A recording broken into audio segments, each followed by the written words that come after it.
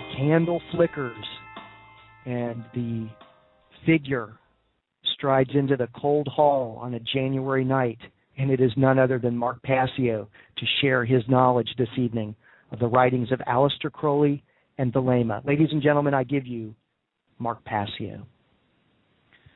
Do what thou wilt shall be the whole of the law. Bob, strap yourself in. It's going to be a great ride here tonight on Occult Empire.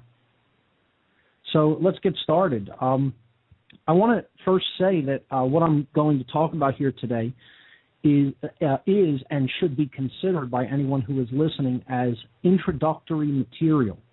When you're approaching a field of endeavor as large as the works and writings of an occultist such as Aleister Crowley, we could not possibly cover all of it in 20 radio shows of this length, 50 even. This is intended to simply whet the appetite and to give people some background material so that it will spark them to go and do their own research and take a look at Crowley's writings for themselves and contemplate them and really take them into themselves and analyze them and pull some spiritual wisdom and truth out of them and put that to practice in their own lives. This should not be considered by any stretch of the imagination the total word on the topic, and people have to keep that in mind and say, well, Mark didn't touch on this aspect tonight, and that means that this is incomplete or somehow not accurate. This is again intended as an introduction, and I'm letting people know in advance I am not the definitive expert on Crowley or Thelema. It is an interest of mine. I have read a lot of his writings, and I think I have a firm grasp on the very deep underlying principles of the Thelemic philosophy. However, I'm not telling you I'm the be-all, end-all expert in this field, in this entire area of inquiry. So please keep that in mind. The second thing I'd like to offer as a caveat to individuals and to have them keep in mind as we progress through the show is that because I am talking about someone's material and happening to agree with a good portion of it, does not mean I agree with all of the things that Crowley put forward, wrote, or most certainly did. We have to keep a clear distinction in mind between Crowley as a sort of a channel for spiritual information and Aleister Crowley, the man, as he lived his life in the physical world. And again, a distinction needs to be made between those two entities, if you will. Crowley put out a lot of high-minded spiritual information through his writings for those who have the eyes to see and ears to hear, as the saying goes. But again, certain aspects of the way the man lived his life, most certainly I would not condone. So it's important to keep in mind, yes, this is an instance, as Bob and I talked about briefly earlier, of a do as I say, not as I do type situation. And just because I am talking about the philosophy that one man put forward, again, does not mean that I condone every aspect of this individual's life and what actions he may have or may not have taken while he lived. The two things need to be kept very distinct. And if you can't hold in your mind and consider something that someone said and put forward for consideration, and you can't separate that from the way that the person actually lived themselves, well, I think you're missing out on some very important material, and you're throwing out the baby with the bathwater, as the saying goes. And I caution people against doing that. I always try to stress an integral approach to any spiritual information so that you take what resonates and leave the rest, and certainly don't set someone else's way that they live their life in ways that they failed in their spiritual uplift, failed to stay on the path in many cases. Don't let that influence you from simply looking at what they wrote and deciding on whether it has merit to it, or deciding whether there is veracity, there is truthfulness within it. Okay, so that's a very important thing to keep in mind And I think it's a hallmark of maturity when it comes to the intake of information, especially occulted information. So with that having been said, let's jump in to the material.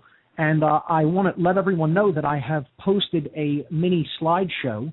Okay, I put together a little slideshow for the concepts and ideas that I'll be talking about here tonight on the show. These images reside at whatonearthishappening.com. That's my website, whatonearthishappening.com.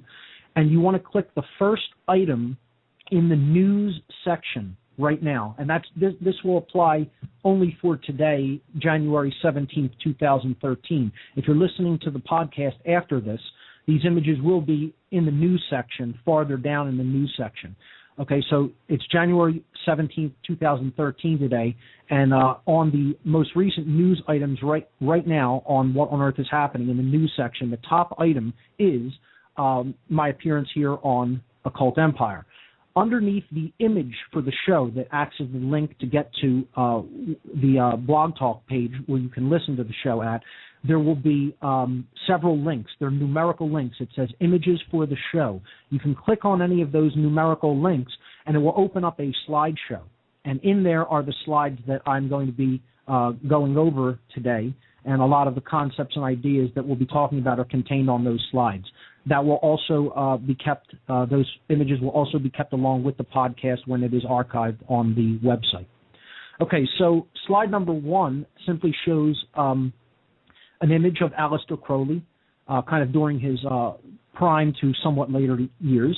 And the phrase at the top, do what thou wilt shall be the whole of the law, the phrase perhaps which he is best known for. At the bottom, love is the law, love under will, which needs to be always kept in conjunction with the top portion, okay, that we'll talk about later what is meant by do what thou wilt shall be the whole of the law, and the concept of the true will, which Crowley espoused in his Thelemic philosophy.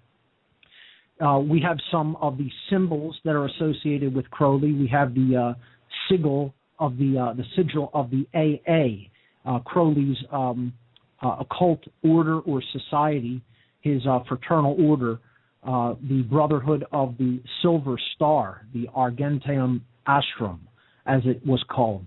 That's what AA stands for. We have the unicursal hexagram of Thelema. It is the chalice and the blade united, but not interlocked, but continuously flowing into each other. Unicursal means that it's one writing.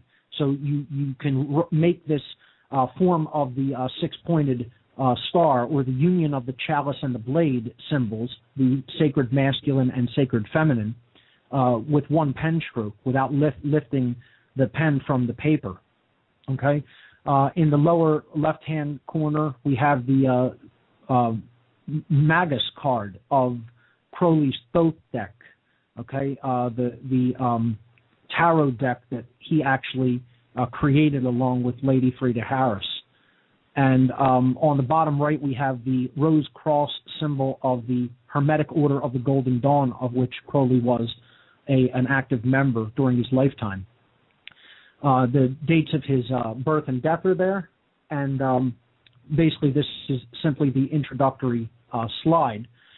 What I would like to do is really go through kind of a synopsis of a timeline of Crowley's life, and as we approach significant ideas, break them down as we move forward.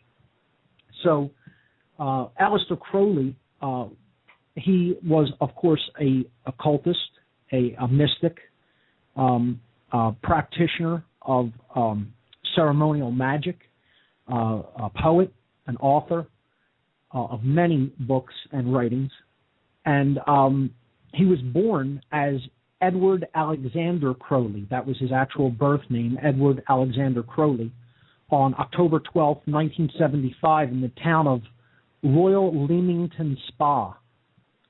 This is a town in Warwickshire, England, in the central portion of England. And Mark? Yes. That would be 1875. I'm sorry, I said 1975. I correct. That's okay. Thank you for the correction. 1875. Pardon me. A slip of the tongue is not a slip of the mind. I I do have it here as 1875. I apologize for that.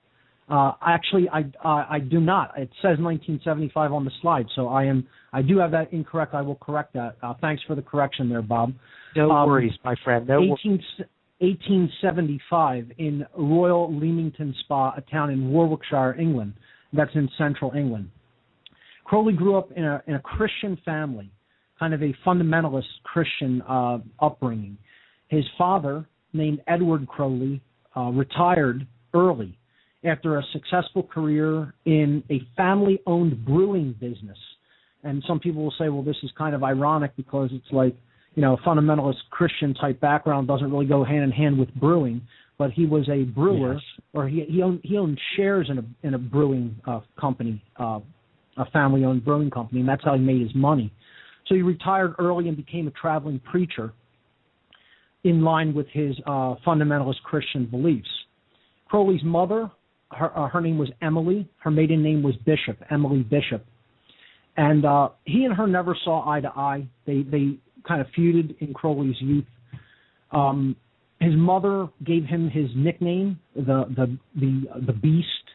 She kind of called him a Satan or a beast because he kind of rebelled against his Christian upbringing from a young age and sought to expand his mental horizons and his spiritual horizons, and kind of rejected that fundamentalist upbringing. And his mother didn't really take too kindly to that, and she nicknamed him the Beast for it, which he kind of accepted and took unto himself, and often called himself the Beast himself and called himself the Great Beast, to Megatherion, as it is translated in the Greek.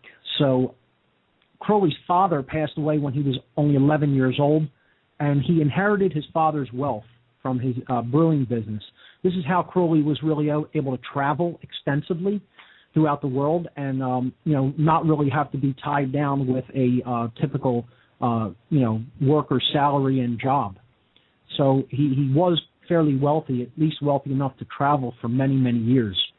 At age 20, Crowley officially changed his name to Alistair. His name was Edward Alexander, and his parents would call him Alec.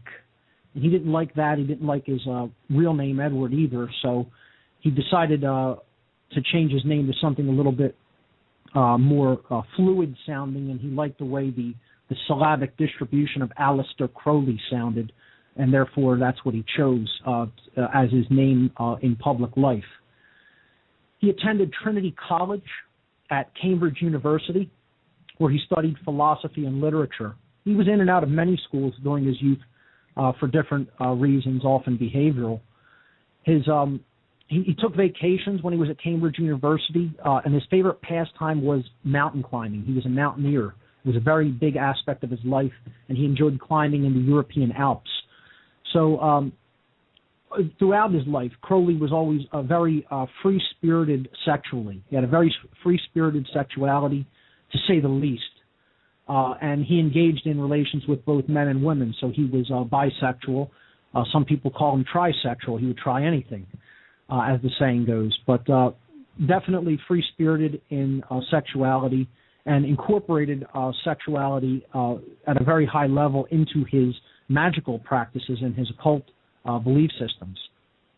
Crowley had a sudden brush with illness in 1897, which led him to contemplate his own morality very deeply. He really pondered on death and came to the conclusion that he wouldn't waste his time with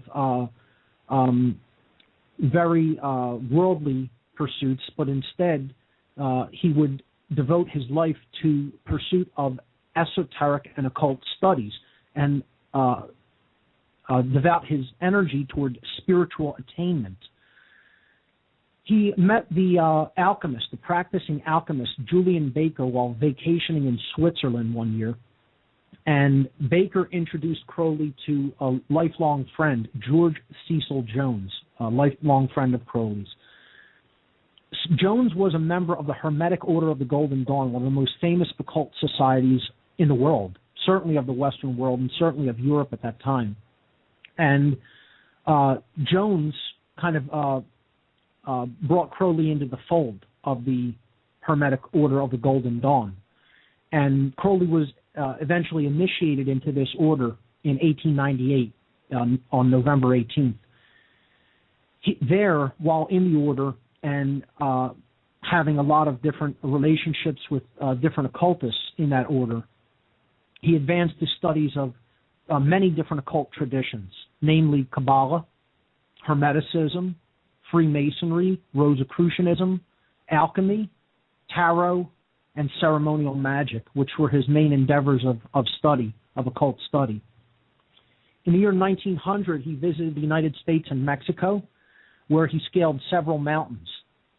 He then traveled to India in 1902 and set out on an expedition to make an attempt to scale K2, which is the second highest mountain on Earth next to Mount Everest.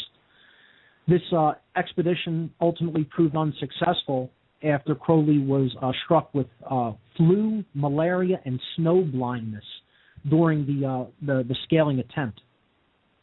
So the expedition was forced to turn back. Many other individuals on that expedition got different illnesses as well, and it was ultimately proved to be unsuccessful. In 1903, he married his first wife, Rose Kelly, who was the sister of his friend Gerald Kelly. So Rose became his first wife. The following year, 1904, they traveled to Egypt. The same year, I should say. In 1903, they traveled to Egypt. While they were in Cairo, this is one of the biggest moments of Crowley's life when he penned what would arguably be said to be his most important piece of writing. They were staying in Egypt, in Cairo. And on April 8th, Crowley started hearing a voice, a disembodied voice. And, some people will say, okay, well, this is, signs of schizophrenia or, drug hallucination. But Crowley didn't see it as such. He felt that this voice, while not his own, had a lot of very profound information and was giving him detailed spiritual knowledge that he felt that it was important to write down. So this disembodied voice he later named I Was, AIWASS in English. And he came to call it his holy guardian angel.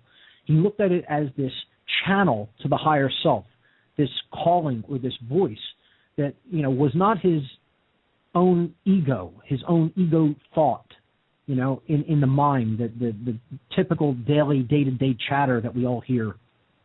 He saw this as some form of a connection to higher self, and when it was speaking to him, he would do what he called automatic writing. He would simply let his own thoughts go to the wayside and simply write down everything the voice was saying in his mind. So Crowley wrote down everything this voice told him while he was in Cairo on April 8th, and then over the next couple of days. So for 3 full days, he channeled and penned these writings. And this information came to be called the Book of the Law, Liber al vel Legis in Latin, or simply the Book of the Law in English is what Crowley came to call it. These channeled writings ultimately spoke of a new aeon, a new age for mankind, that mankind was coming out of an age of spiritual darkness and would emerge into spiritual light that was representative of the birthing of a new aeon or a new age. This voice called the age the Aeon of Horus. Horus is an Egyptian entity, it's an Egyptian god. There was a sun god, and Horus represented the rising of the sun as it would come up in the east in the morning to rejuvenate the world. It would bathe the world in light, and it would, it was man's best friend because man didn't want to exist in darkness. Darkness was seen as the enemy in the ancient world. Where there is darkness, there is predation by animals. Crops during the winter months when the sun is low do not grow as well. You have to survive through the winter months. Darkness is considered associated with death. It is associated with spiritual death as well, with not understanding higher law, with not understanding spiritual law.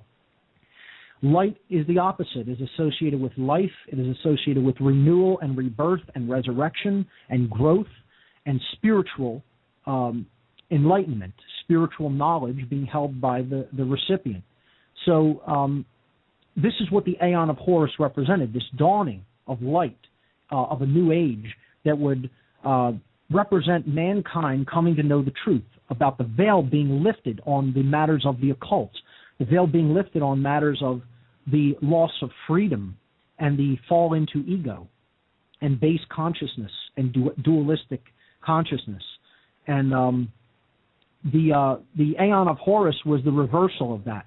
It was the veil being lifted, the apocalypse, again, coming from the Greek language, apo, meaning to take away or to remove, and kalyptime, meaning veil or to conceal. You know, kalyptime is a verb that means to conceal, to hide, to veil from sight, okay? To hide, in other words, to keep secret.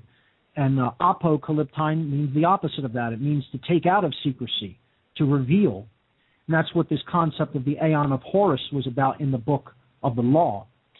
It also spoke about the fact that Crowley would be one of the prophets of this dawning age, that he would express some of the ideas that were so prevalent and so important to this new Aeon, the Aeon of Horus, coming to fruition.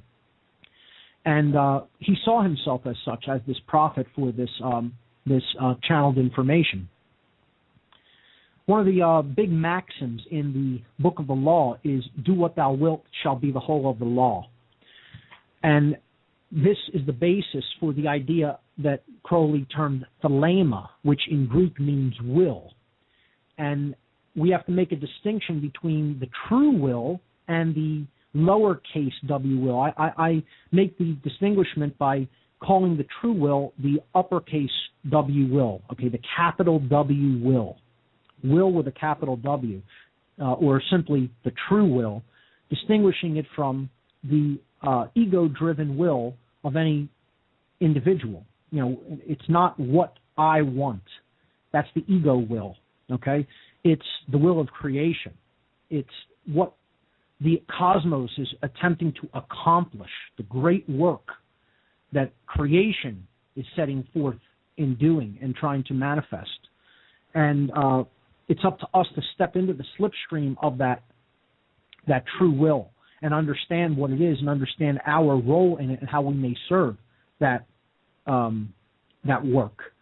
So this was one of the biggest maxims of the book, okay, this true will, and it is spoken of simply as Thelema in Crowley's writings. The importance of living in harmony with this will is stressed in the Book of the Law as well, and how our lives will flow more freely and we will have more freedom if we step into that slipstream of the true will. And we'll go deeper into this idea. I have a lot that I want to analyze about the true will. But essentially, the Book of the Law really talked about how we will prosper the more we step into the true will. And the more we try to ignore it, to put it off to the side, to not do the true will, the more humanity is going to encounter very rough times. And this is part of the thing that Crowley wanted to evangelize during his entire life, that we need to set our own egoic, selfish, lower base natures to the side and put aside what we want, you know, lowercase will, and give at least a good portion of our time, attention, energy, and effort to accomplishing the true will. So let's stop briefly here before we go back into more information on Crowley's life and just analyze the true will. So on slide number 2, the Greek word Thelema is broken down, basically. And the concept of the true will is on the slide. And it says in parentheses there, not to be confused with will lowercase w, because the distinction really clearly needs to be made in one's mind who is studying this material, and that needs to be understood so that we can make accurate definitions, okay? So the word Thelema is written there in Greek.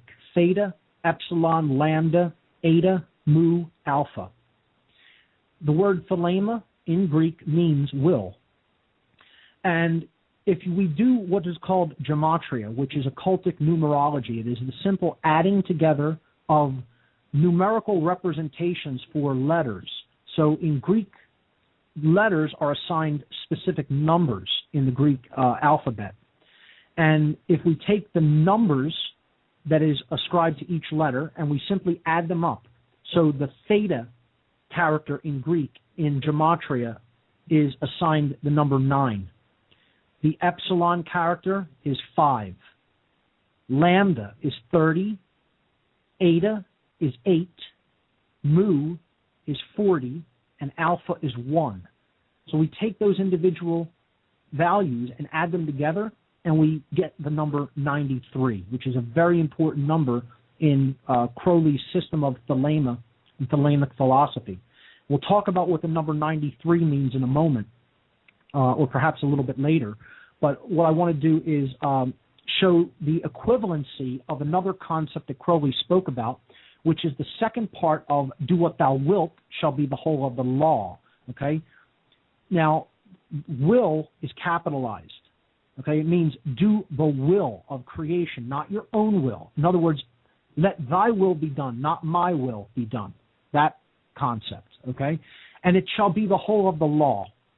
The law is capitalized as well. This is spiritual law, cosmic, universal spiritual law. We're not talking about the laws of man here. And that needs to be understood as well, that uppercase L law is the laws of nature, the laws of the cosmos. It has nothing to do with man's law, okay? And it has nothing to do with the quote-unquote natural order as people think of it in terms of Darwinism often. That has absolutely zero to do with what I'm talking about when I say the laws of nature. We're talking about the non-man-made, universal and binding conditions that ultimately govern the consequences of behavior. Okay? So this is the consequences that are generated by the actions that we take. And this is governed by the higher will of creation, by the creative intelligence that underlies everything in the universe. If you want to call it the mind of God, if you want to call it God, if you want to call it the unified field, if you want to call it, the underlying intelligence inherent in nature, it's your business what you want to refer to that force as. But that's what we're talking about here when we talk about uppercase L law. It is not the whims and man-made contrivances of lowercase L law of man. Okay, two completely separate things that are antithetical to each other. So love is the law, love under will, is the second part of this maxim that comes forth in the book of the law. Love, capital W. In Greek, this is agape. Alpha, gamma, alpha, pi, eta. Agape. And I wrote it there with an accent, an acute accent over the E, so you know it is pronounced agape and not agape. Okay, so the concept of true love, love with a capital L, not to be confused, as I write on slide number 2 here, with love with a lowercase l, as in I love the new iPhone I just got, or I love my new Lexus. Okay, that's not what we're talking about. Not even I love my wife, or my husband, or my daughter, or my son. We're talking about the actual force that is the expansive force of consciousness in the universe. That's what we're talking about when we talk about the higher case L, love. And when we align ourselves with that force, we are aligning ourselves with true will. And these concepts are equivalent, okay? Love is the law, love under will. Love under will literally means that will needs to be built upon the foundation of love. So you look at it as an actual an equation.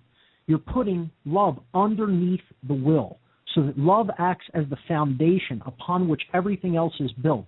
In other words, the expansive force of consciousness that combats fear, combats duality, combats selfishness, This has to be the underlying universal foundation of all things upon which we can build the true will and attempt to do the great work of truth, love, and freedom. So this is what this actually means. You're building upon a foundation of consciousness, of the expansive force of consciousness, which is love.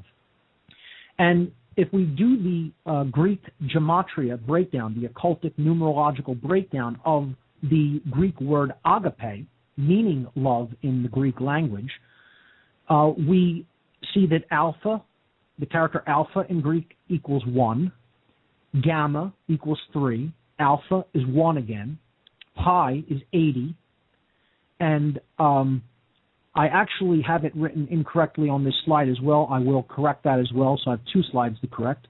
It should say eta and not epsilon at the end there. That's an oversight on my part, and I apologize for that. But eta actually equals 8. Okay, so when we total those up, we get 93 again.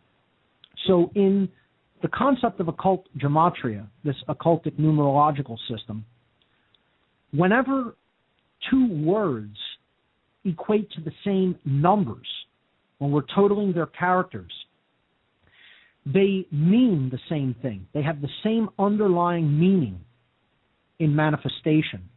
So in Thelema, in the Greek word Thelema, since it totals 93, when we compare it with the Greek word agape, which means love, and that totals 93, these terms are equivalent. Will and love, Thelema meaning will and agape meaning love, are considered equivalents in this system of gematria.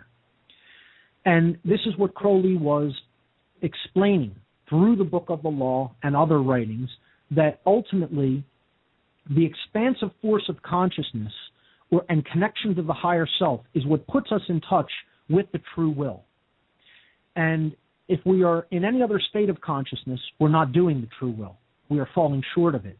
And ultimately, due to the higher law, capital L law that is in place, cosmic spiritual law, natural law, we are ultimately putting ourselves deeper and deeper into chains, into bondage, into slavery, as a result of the refusal to align with this higher cosmic force known as the true will. So continuing on with an analysis of the true will before we go back to Crowley's life, on slide number 3, here's more analysis of what the true will is about. It can be seen as a moment-to-moment path of action, a moment-to-moment. You're in what I call that slipstream of just simply acting in an effortless capacity. You're doing the work, okay? You're not in resistance. You're in flow. It's a moment-to-moment path of action that operates in perfect harmony with universal spiritual law. That is what Crowley's concept of the true will was about. This will manifests from the interplay between the higher self and the entire universe. So the monad, the soul, having a connection, a deep, unbreakable, bonded connection with the all. That's what this true will connection is about. This will guide those who follow it, who accept it and follow it to their grand destiny in life. In other words, their purpose will be fulfilled. They will not be searching for what they're here to do. They will simply be doing it. Those who get into touch with this true will have eliminated or bypassed false desires, the base desires, the animal desires of the flesh, and they will have bypassed or eliminated internal contradictions within themselves. So they will not be in opposition within themselves. They're beings that as they think, so they feel, and so they act. And there's no internal contradiction or opposition between those 3 modalities of consciousness, their thoughts, their emotions, and their actions. They have accessed a deep connection with the divine. The spark of the divine within themselves has been accessed and has been basically lit aflame and has grown into a large spiritual fire, if you will. When in the state of this consciousness, in this state of consciousness, one's life becomes flowing. It flows effortlessly. I shouldn't even use the word effortlessly. There's still effort required, of course. There's time and attention and effort required. But one's life flows freely would probably be a better way of putting it. There is less opposition. There is less resistance. Okay, so it flows without resistance. And it flows without lust for result, as Crowley put it. The lust of result is, I have to see the manifestation, I need to see it right now, what we would call immediate gratification. That's not present. You're just doing the work because you know it's the right thing to do. You know it's in alignment with higher moral law. It is within right. And you simply do it because it is the right thing to do. That's what is meant by the true will. Some other analyses of true will that I gleaned from some other writers on the internet, and some of this is directly borrowed from some other people's analysis. So again, I kind of took a look at what other people were saying. That first slide is kind of an amalgamation of my own interpretations or views of what the true will is, combined with some other authors, and as is this slide in slide number 4.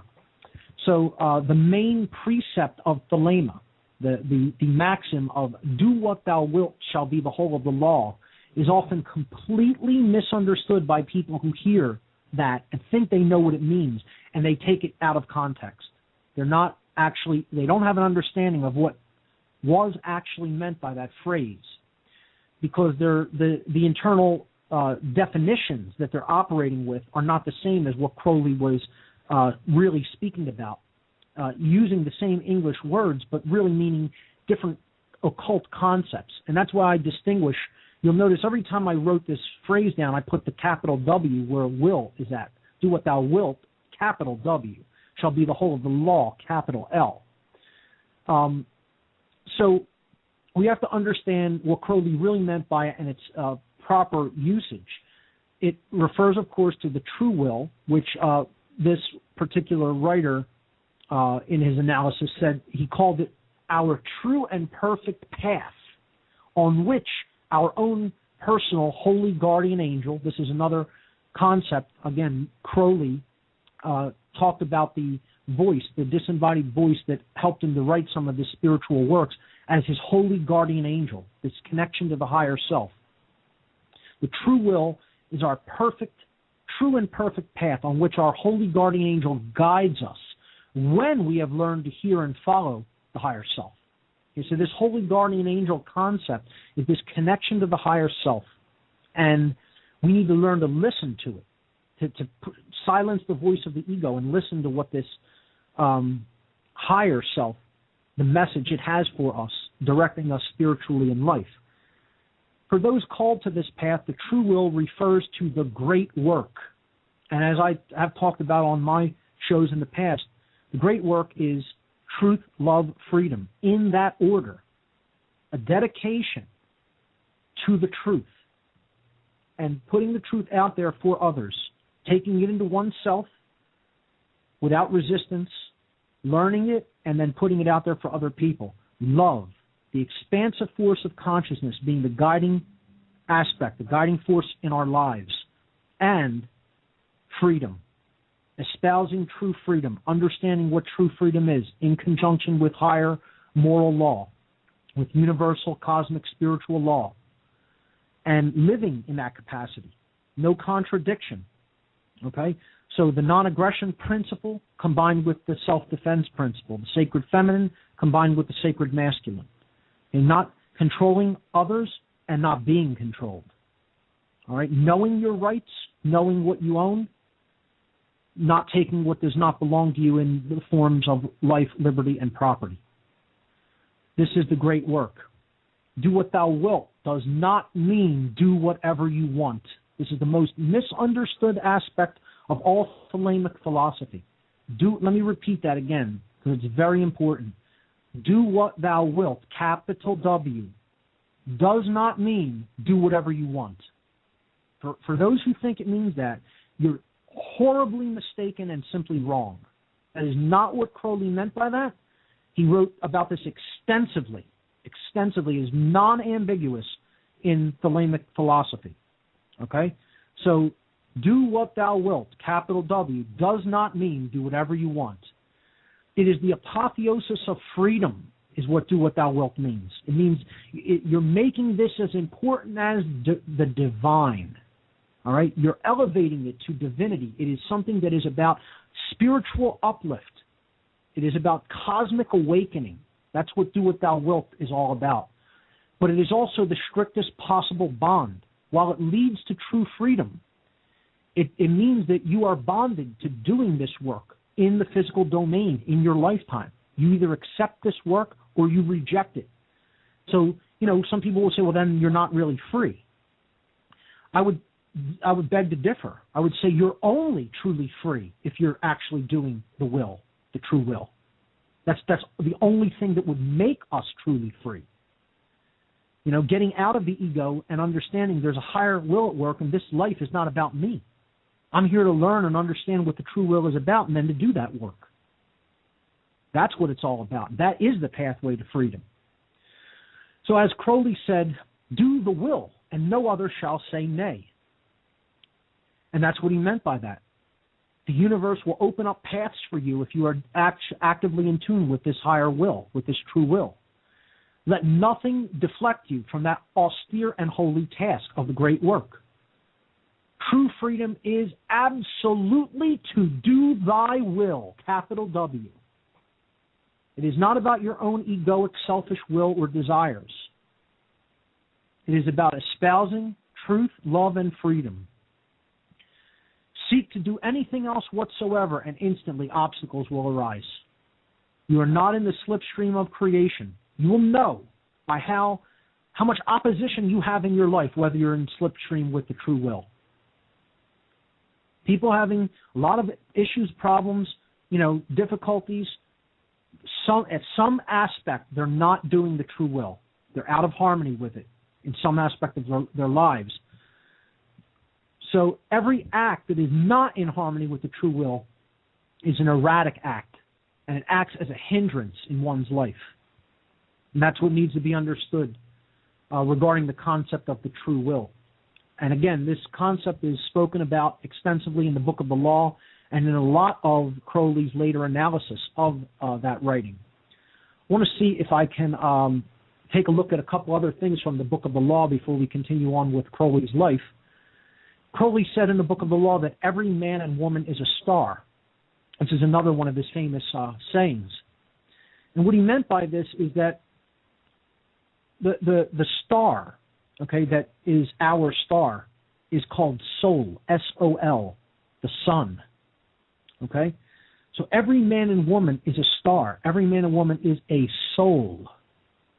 This connects with, and Crowley very often infused Egyptian motifs and the pantheon of Egyptian gods into his writings and work. So in the Egyptian or Kemetian tradition, it was said that if one lived a life in harmony with the will, many look at this as higher law, higher spiritual law in the Kemetian tradition as directed by the goddess Ma'at, M-A-A-T, who represented truth and wisdom and universal law, and incidentally was considered the highest of all gods in the Egyptian pantheon of gods and goddesses. Crowley was basically drawing on that Egyptian or Kemetian tradition, and they had this idea that in the afterlife, if you had lived a good life, if you did not break universal law, if you did not steal in the way of life, liberty, and property from your fellow men and women, and you could attest to that honestly in the afterlife domain, that your soul would go on to be reborn as light, as pure light in the form of a star in perhaps another area of the cosmos. And you would nurture another solar system and all the spiritual beings that, would then be nourished and supported by your radiant light, since you understood the will of creation, which was ultimately true freedom. And Crowley is infusing that here. He's saying every man and woman is ultimately a star, that we are ultimately a spiritual being having a human experience, and that it is our destiny at some future point to be reborn in this form in light, that we are a being of light.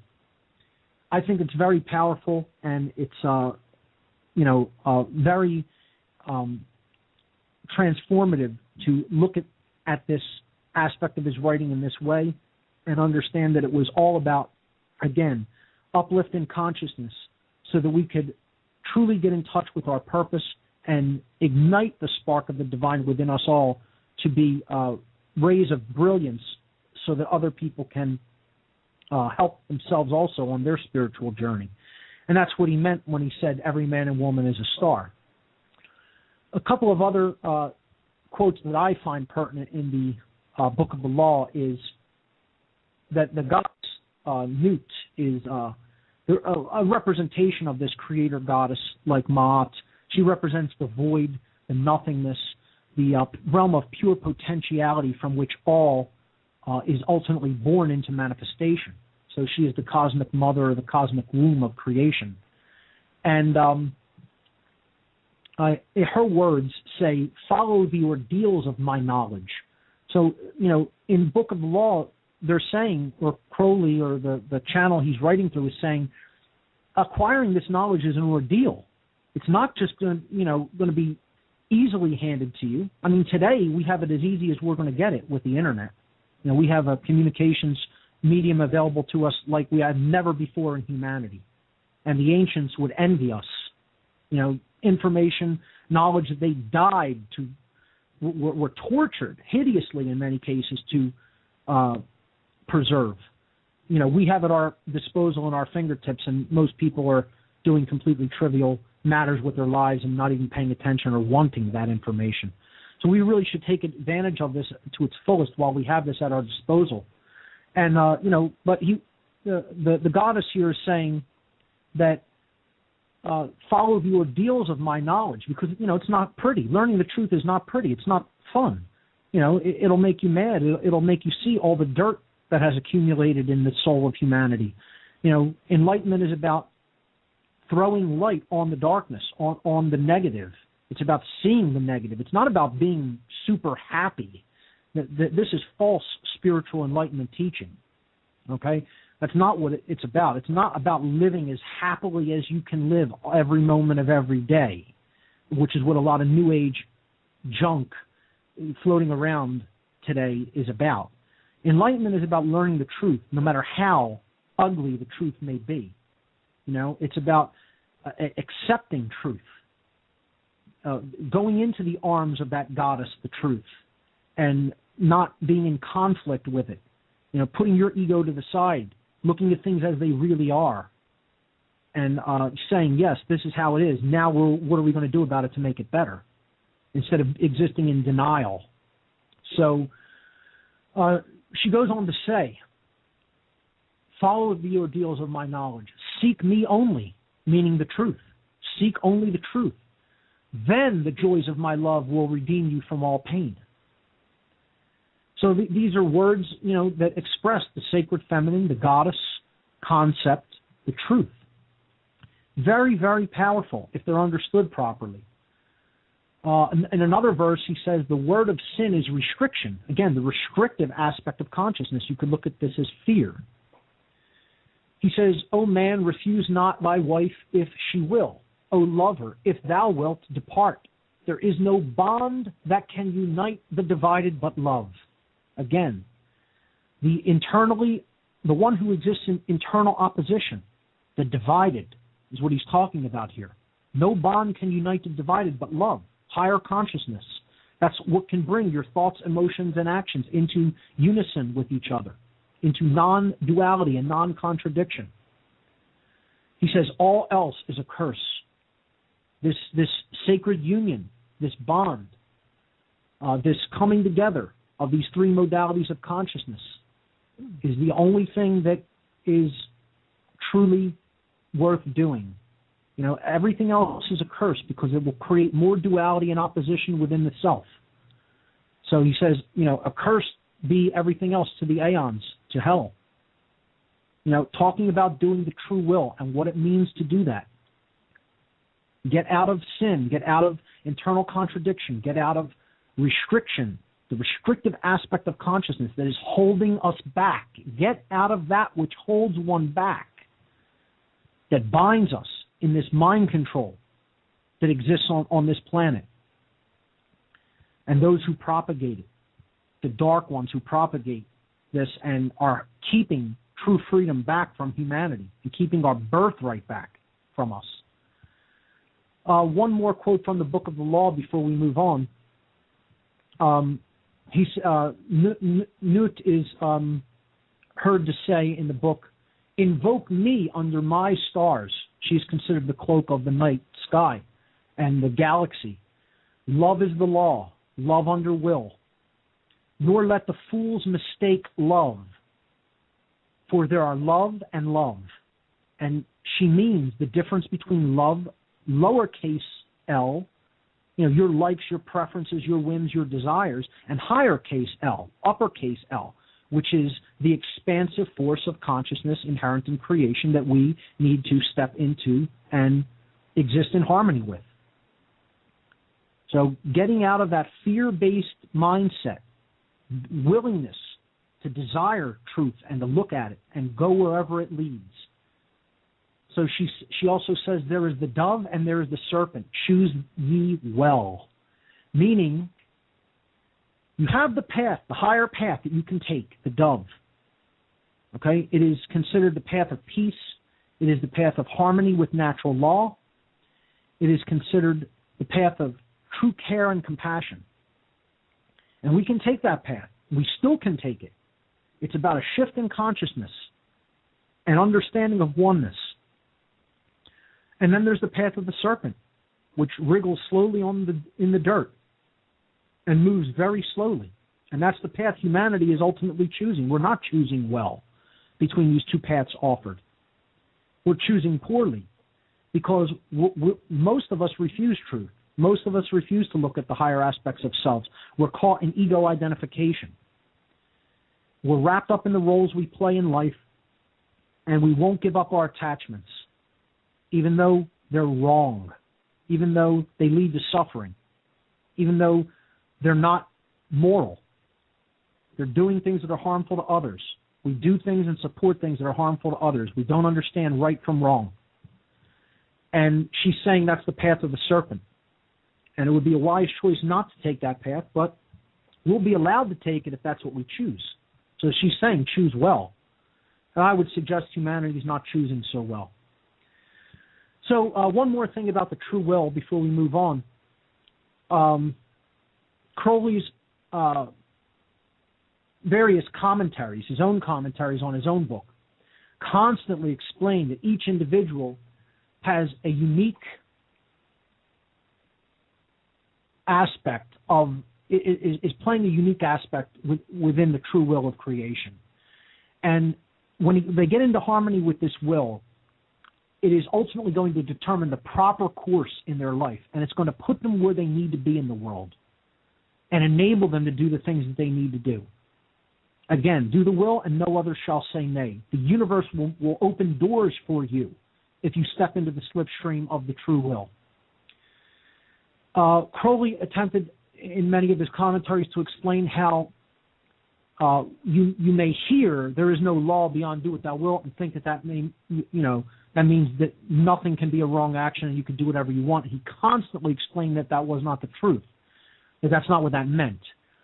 He explained that there are actions that are wrong and false because they don't conform to the true will and they're out of harmony with natural law. And he also explained that actions that do conform to the true will are considered to be true and correct. So it's very important to keep in mind. Crowley stressed this himself throughout his writings and his commentaries on his own writings. So, again, do what thou wilt can often be misunderstood to mean do whatever you want, but that's not what it means. It is the origin of the true will that directs our path in life. To understand and act upon the true will is considered enlightenment to someone who follows the Thelemic philosophy, the philosophy of Thelema. The goal of Thelema would be to understand and perform the true will. The true will directs the individual toward their own personal destiny and puts them into a state of joy of accomplishing what they were meant to accomplish. Okay, so ultimately it is about fulfillment. It is about true enlightenment, not about just being happy. That would be doing the lowercase will. I just want to follow anything that makes me happy. This is a big New Age teaching going around in the New Age community. Do the thing that makes you the most happy. Wrong. That's hedonism. It's not about, the true will is not about hedonism. It's not about just doing whatever you want. That's lowercase w will. All right? It's about doing what the universe wants us to do to free ourselves and to experience truth, love, and freedom in the world. That's the true will. Okay? And again, it's about doing this without lust for result, which Crowley called it. No attachment to the outcome. Do it because it's the right thing to do, even if nobody else is doing it. Doesn't matter. I'm going to speak the truth if no one else is speaking it and if everyone is against me, because it's the truth. And the truth cannot be made into something that is untrue. It's that which is. Therefore, I'm going to be on that side. That is the side of rightness. Okay? And I'm going to do that work regardless of who else is doing it. That's doing the true will. So, one last thing that Crowley said in his book or his collection of writings later in his life called Magic Without Tears, he said, a man whose conscious will, now I want people to really listen to this saying. I think it's one of Crowley's most important quotes, and it's very little known. In Magic Without Tears, Crowley said, a man whose conscious will is at odds with his true will is wasting his strength. And I would add on to that, he's ultimately wasting his life.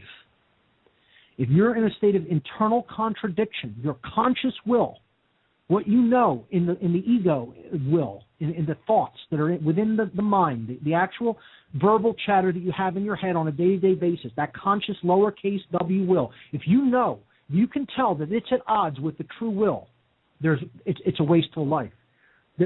You should strive to reconciliate those contradictions in whatever way possible, especially if they're conscious. If you're unconscious of that higher will, in many ways you're in a better spot than if you're conscious of it. If you're conscious of it and still not doing it, there's a big problem.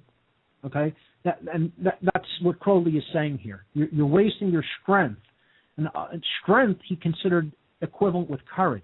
The strength card in the Thoth deck is the courage card in many of the other decks. The woman holding the lion's jaws open. Crowley elevated this in his deck to the highest position of the macrocosmic tree of life. He felt it more than justice that the universe was attempting cosmically to create courage, that was its ultimate expression and purpose, which hence the 8 and 11 reversal in his tarot deck. So he elevated courage and strength to the highest position in the cosmos. And I would partially agree with that. I don't favor that reversal in the tarot deck myself, but I understand why Crowley did it. And, it's very, very important saying right there. A man whose conscious will is at odds with his true will is wasting his strength. It's all about courage to align oneself to the higher will. All right, so let's move on and talk about a little bit more about Crowley's life. In 1905, his wife Rose gave birth to their first child, Lilith, who unfortunately died the following year from typhoid fever. Many of Crowley's children that he sired died at early ages, unfortunately. I guess infant health and conditions, medical conditions, as far as living conditions at younger ages and care for young babies at the time was certainly not as good as where it is now in the modern world, and you had a lot of infant mortality compared to today. So he lost his first daughter, Lilith, who died at the age of 1. The same year, Rose gave birth to Crowley's second daughter named Lola. In 1907, Crowley began writing more books penned in automatic writing, otherwise known as channeling. So we have to understand a lot of the spiritual writings that came through Crowley were channeled. These books subsequently became known as the Holy Books of Thelema, and they became the foundation for the philosophy of the Thelemic tradition. Crowley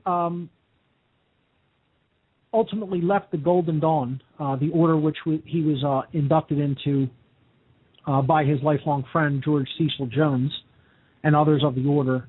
He left the Golden Dawn in late 1907, and along with his friend George Cecil Jones and another friend, John F.C. Fuller, he proceeded to found his own magical order known as the AA.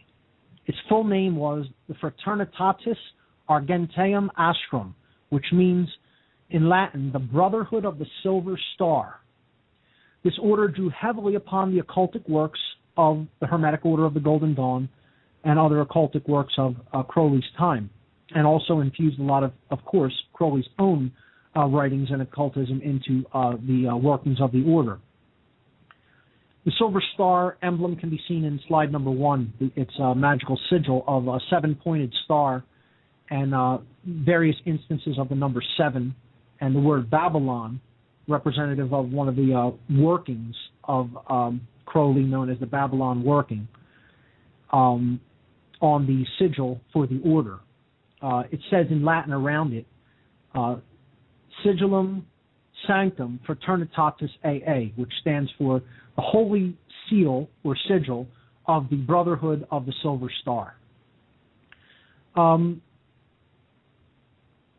the year 1909, his wife Rose unfortunately had to be institutionalized for alcoholism because she began drinking very heavily after the death of their first daughter. And this prompted a divorce between her and Crowley. Crowley offered to have the reason for the divorce listed as his infidelity, so it would look unfavorably upon him instead of her. So he and Rose remained friends after that for quite some time, but eventually Crowley moved on after the divorce and took a new love interest. Her name was Lila Waddell. And he called her, as he called many of his love interests, his Scarlet Woman, the concept of the Scarlet Woman, which is associated with the Whore of Babylon in biblical teachings. And again, Crowley was famous for his rebellion against organized traditionalist Christianity, and therefore equated the women in his life with the Whore of Babylon, the Scarlet Woman, the woman in red. I guess this also goes hand in hand with, base desires of, desire of someone in a sexual nature as well. But it would not be considered considered that he was being disrespectful toward her. The women who he, I guess, conferred this term upon did not look disfavorably upon it and just saw it as a, kind of a nickname that he would give to them that was affectionate in some way. So they didn't disapprove of being referred to as the Scarlet Woman. Later in the year of 1909, Crowley began publishing his periodical for the AA. And this was called the Equinox. Many, many editions came out, and a whole lot of reviews of occult works, writings, Crowley's own analysis on magical workings, on occult ideologies are contained in the Equinox. Very extensive. He billed the periodical as his review of scientific illuminism. So it was kind of what he considered a scientific view of spiritual illumination in the modern world. In the year 1912, he published one of his other very known works called The Book of Lies, and I am going to go through this a bit as well. That same year, he was inducted into a Rosicrucian-based order known as the OTO, the Ordo Templi Orientis in Latin, and in English that is the Order of the Eastern Templars. He was inducted into this society in 1912. Crowley's Thelemic philosophy strongly influenced the subsequent teachings of this order as well, and still do to this day, as they consider themselves a group that postulates and expounds the Thelemic philosophies of Crowley. So the Book of Lies. Let me see. Let me continue a little bit with a little bit more of Crowley's life, and then we'll go back to the philosophy. I'd like to do it that way. Yes. Can I comment, Mark? Sure. You brought up in your recent lecture on the Matrix Trilogy Decoded, you solved something for me that had bothered me for years. I would always see a lady in a red dress in these films through the years, through the decades, and you said a few words which just made something click in my consciousness. You said the woman in the red dress symbolizes getting off the path of what you're meant to do here, or what you would term as true will. And yes. Oh my gosh, that was a occulted veil just pulled from my eyes, and I hope that helps others. That the woman in the red dress, the scarlet woman, the whore of Babylon, whatnot, but the symbol of the woman in a red outfit or red dress, leading us astray through our base desires, our base consciousness. So that was amazing, and I just wanted to comment on that might help people. But yes, the woman in the red dress is an important symbol in occultism, but it means getting away from the true will, getting away from doing the great work. Because Crowley even said in his writings, this is a world of sorrow, and we all instinctually know that something is wrong as we start to become consciously aware in this existence. Something is dreadfully wrong, and what that is we're not following that true will, capital W. We're following our base will, and we have to turn away. Thanks, Mark. That's exactly right, Bob, and a great way to put it as well. Exactly. When we're following the, quote, woman in the red dress, this is distraction for our work. This is getting sidelined from the course that the true will wants to take us on in our lifetimes. We're sidelining ourselves, and we're following lower base instinctual desire pursuits. In other words, it's saying, let my will be done, not thy will be done, meaning the will of creation. You're saying, let my ego-driven, selfish base will be served instead of me doing the work to serve the will of creation. So, absolutely, a great analysis on that, and I'm glad that my little analysis of the Matrix series of allegorical movies was able to help you to come to that understanding. So I'm going to continue with the analysis of Crowley's life, the synopsis of Crowley's life, and then go back to an analysis of some of his philosophies. I think that'll help move things on a little bit more quickly. So let me just go down the rest of the main events of Crowley's life. He traveled extensively in America during the years 1914 to 1918. And many speculate that he was working as an intelligence agent for Great Britain during World War I at the time, to gather intelligence on German spies operating within the United States. Whether that's definitively true or not, I can't definitely say, but it certainly makes sense. It's a distinct possibility anyway. While he was in America, Crowley formed a relationship with the artist Leah Hirsig, who became his new Scarlet Woman. And I'm just going to briefly make an aside here to talk about something that is very speculated on. Again, I can't say for sure. Many people say that Crowley fathered Barbara Bush, the father of George W. Bush and wife of George H.W. Bush. This is speculation also. It's possible. I wouldn't say that it's definite or conclusive, but Crowley did seem to have a relationship, an intimate relationship with Barbara Bush's mother, Pauline Pierce.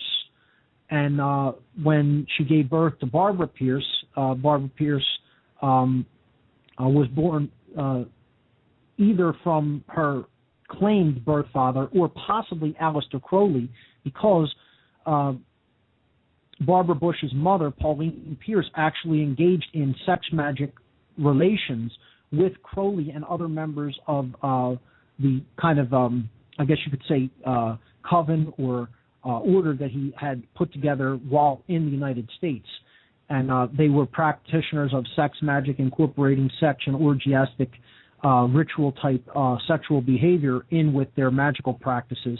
And some speculate that Barbara Pierce, who became Barbara Bush, was born out of wedlock during these times of these sexual magic practices, and possibly impregnated by Crowley. Now, there is a resemblance there if you look at pictures of Barbara Bush, but again, that's not definitive. It's speculation put forward by many people, and it may very well be the case. After his years in the United States, he moved to Palermo, Italy in 1920 with Leah Hirsig and their newly born daughter, Anne. Anne also died at under 1 year of age. She died at 8 months of age, unfortunately. While in Palermo, Italy, Crowley founded what became known as the Abbey of Thelema, which was what he described as an anti-monastery or an anti-ashram. Life there wasn't regimented as it was in traditional abbeys, monasteries, or ashrams. Crowley didn't look at that as a method of spiritual practice, of denying the self the indulgences and pleasures. He instead looked at it as a place to live life to its fullest of free will and pleasure, but at the same time attempting to get in touch with the higher self and understand and formulate the true will and do the true will. While he was at the Abbey and other followers who gathered there in Palermo, Italy with him, Crowley would practice sex magic, Goetia, which is spirit summoning, and ritual magic. He also, while there in Palermo, impregnated another female member of the Abbey named Shumway, who gave birth to another daughter, who they named Astarte, after the goddess. After a mishap during one of their magical ceremonies at the Abbey, which was most likely, I believe it was, drug-related, one of the followers of Crowley accidentally died. And this incident created a whole lot of negative publicity in the British press and the Italian press. And Crowley, through the British press in particular, became labeled as the wickedest man in the world for his occult rites that he conducted at the Abbey of Thelema. And this press really stuck with him for the rest of his life and kind of gave him his bad name to a large extent. Now, I'm not saying Crowley was any kind of, totally holy man or holy figure. His writings were certainly high-minded spiritual writings, and the man most certainly fell from that path and oftentimes walked the path of a sorcerer. We'll talk about the difference between magic and sorcery in a moment, but I don't look at Crowley as somebody who very stringently stuck to his own words. Again, it's an instance of do as I say, not as I do. I don't look at the way Crowley lived his life as an ideal to aspire toward, but I do look at his writings as ideals to aspire toward. And that's the way I see the man versus what he put forward as far as spiritual teachings. So, when the fascist government of Italy, when Mussolini's fascist government came in the 20s, they expelled Crowley from Italy. Luckily, actually, because, they could have done a lot worse to him. But he was kicked out of Italy in 1923 and kicked out of the Abbey of Thelema. This kind of sent him on somewhat of a downward spiral. He kind of lived at near bankruptcy, helped by friends from that point forward. He married briefly again in 1929 to a woman named Maria de Miramar while in Leipzig, Germany. They separated the following year and, never saw one another again. So it was a very short-lived marriage.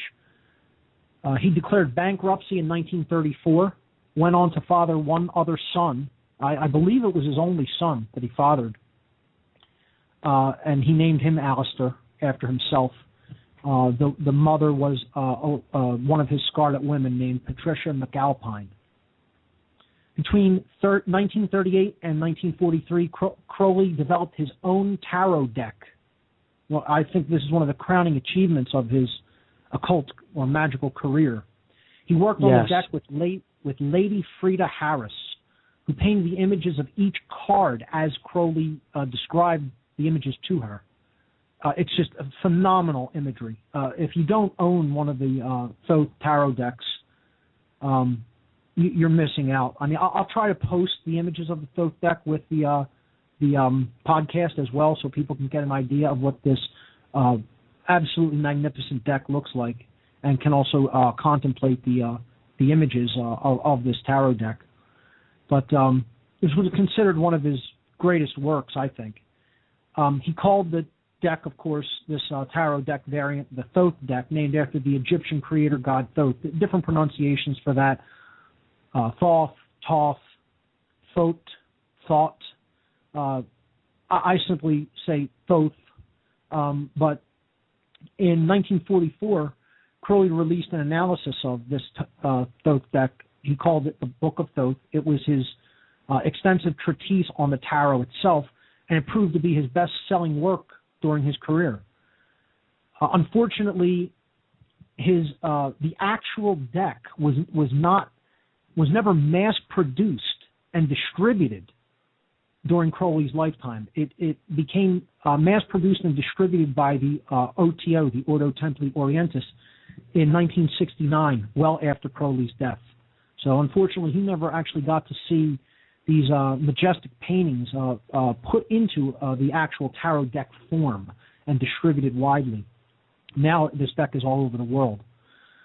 In January of 1945, Crowley moved to Netherwood, a boarding house in Hastings, England. He developed asthma later in his life. Some say that was because of his liberal, use of drugs during his life, and smoked a lot of hashish, opium, etc. Never, I guess, really determined what led to his asthmatic condition, but he eventually became addicted to heroin after having been prescribed opiates like morphine for his asthmatic condition.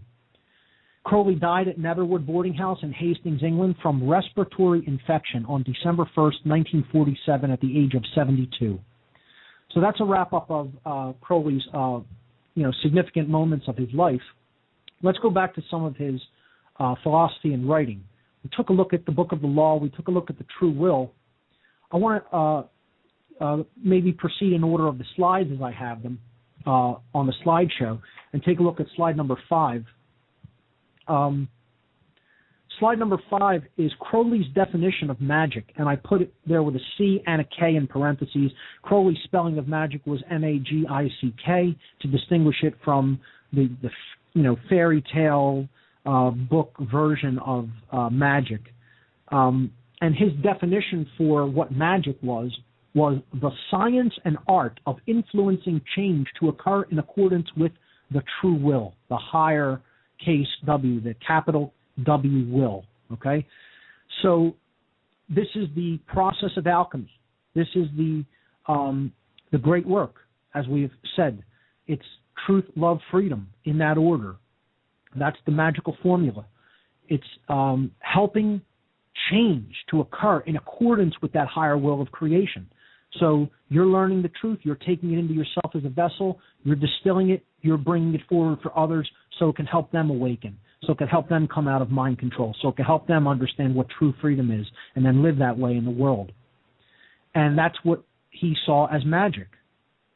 And this very significantly departs from what I call sorcery, and many other researchers have dubbed sorcery, which is very similar to the definition of magic, but it is ultimately accomplishing and serving a completely different purpose.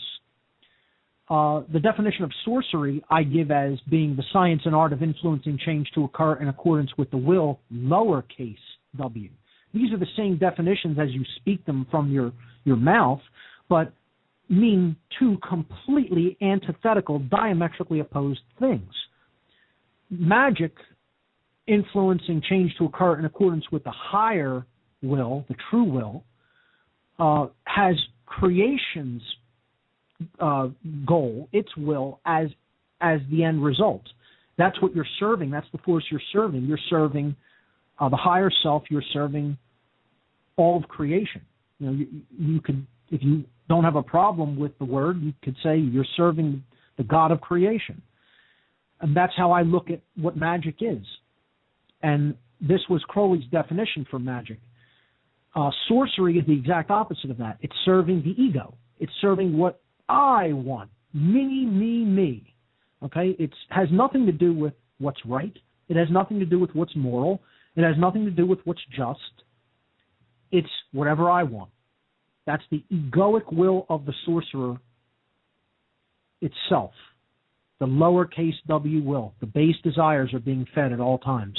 And that's what sorcery is. And I put an image of what I consider to be a reflection of sorcery better than anything else. You could put the sorcerer with the magic wand or the crystal ball or shooting the lightning zap out of his wand. And, these are all great Hollywood interpretations of sorcery. But I tend to look at it as a puppet master pulling the strings of somebody who is just going to dance to the tune that the puppet master plays.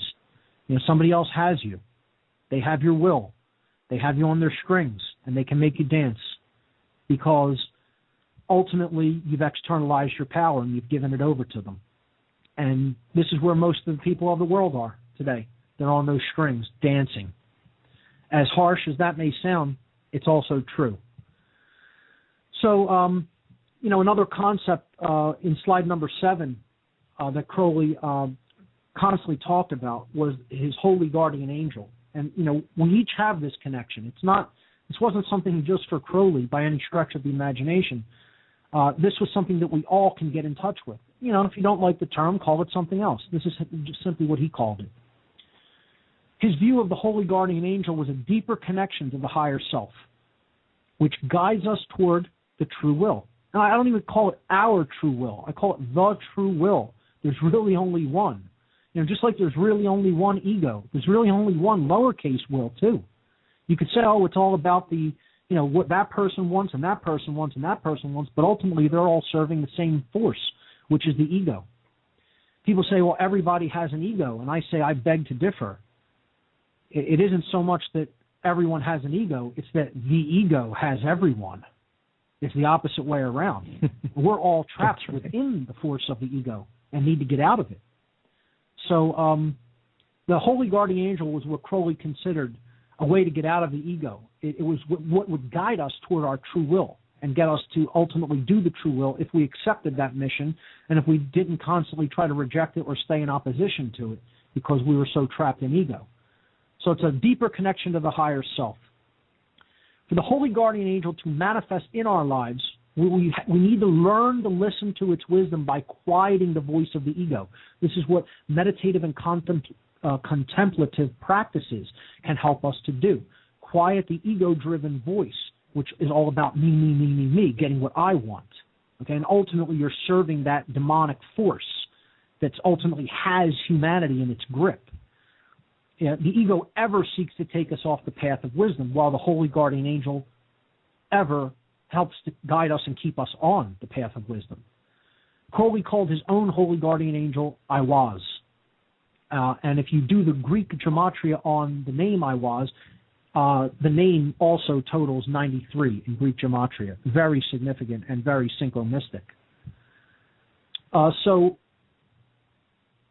before I move on to the Book of Lies, I want to go over some more gematria or numerology as put forward by Crowley. He often, again, on his mother's nicknaming him the Beast, used the term the Great Beast or to Megatherion 666. But Crowley understood what that number was all about and why it was used in dark occultism.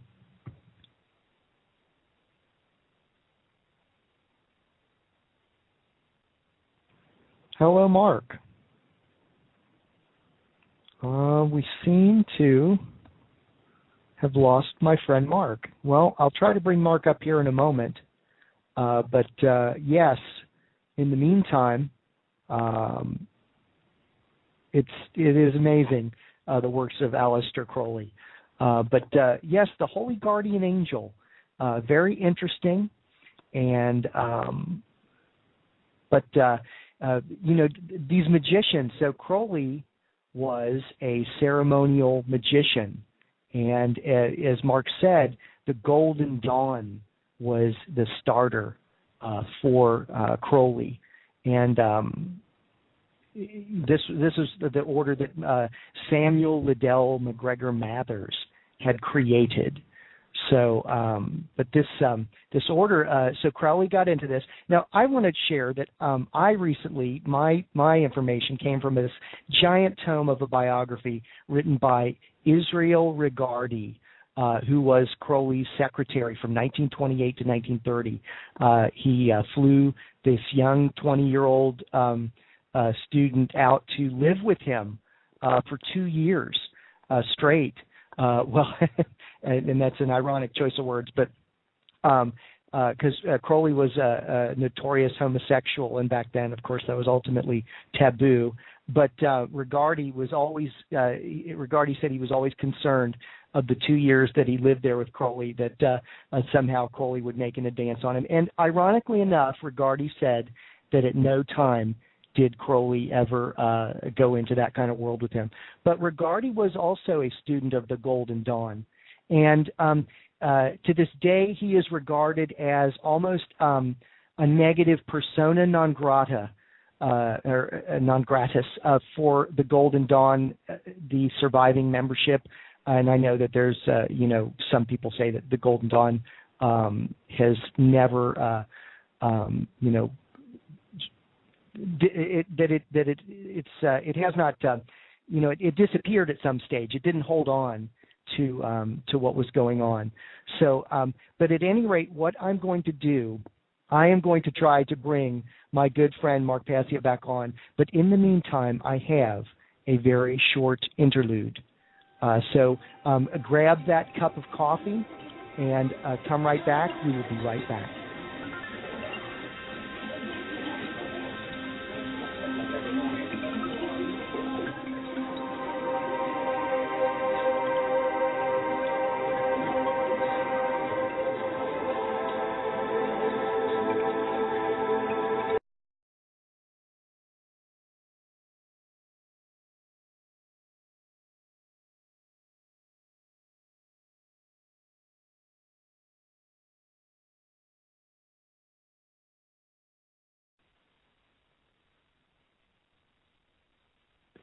Okay, my friends, I hope we are back. Let's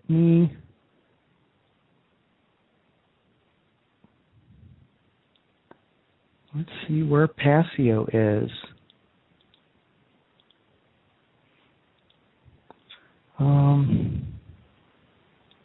Mark says Blog Talk seems to have dropped the whole connection.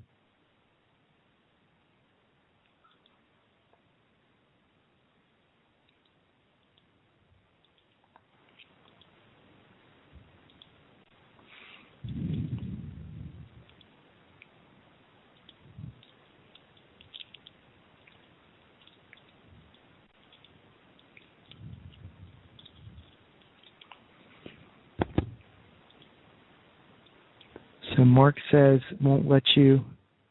All right, well, I am back on, at least. That's a good start. I'm going to add Mark to the call here. Add people.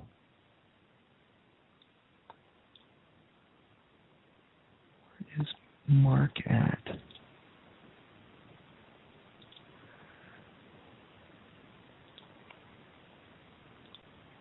Okay.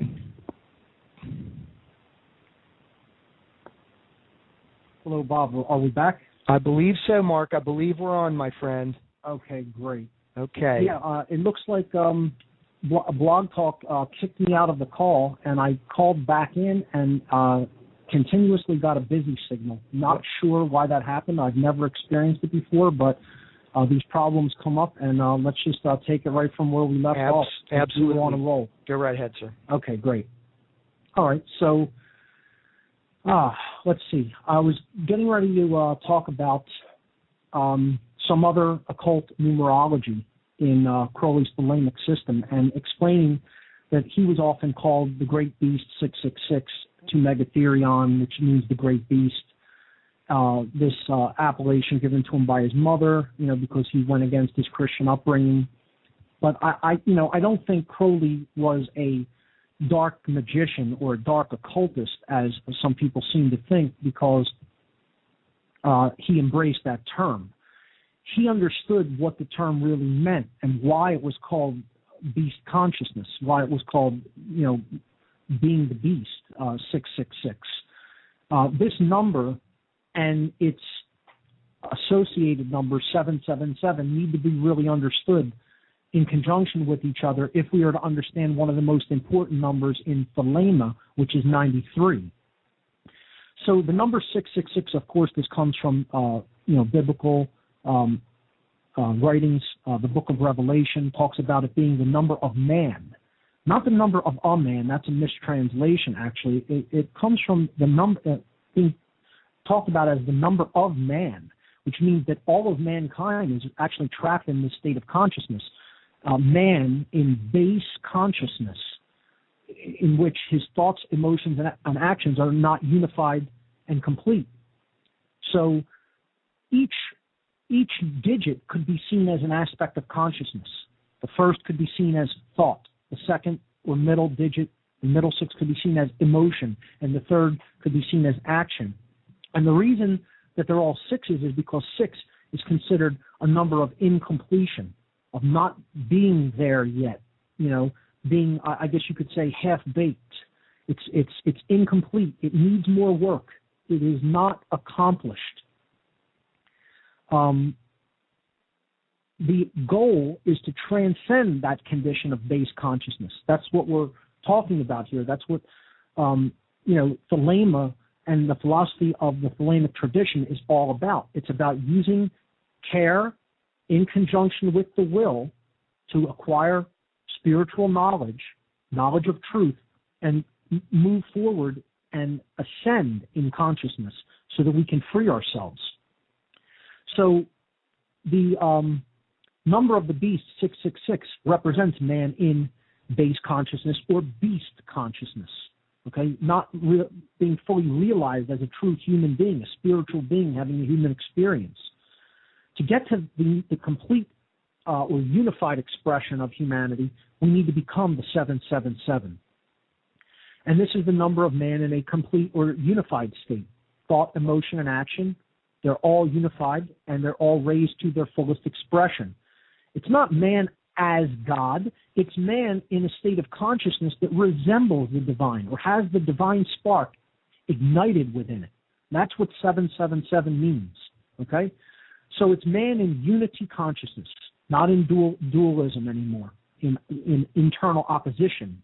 The internal opposition has been rectified, and man is unified in his thoughts, emotions, and actions. That's the 777 state of consciousness.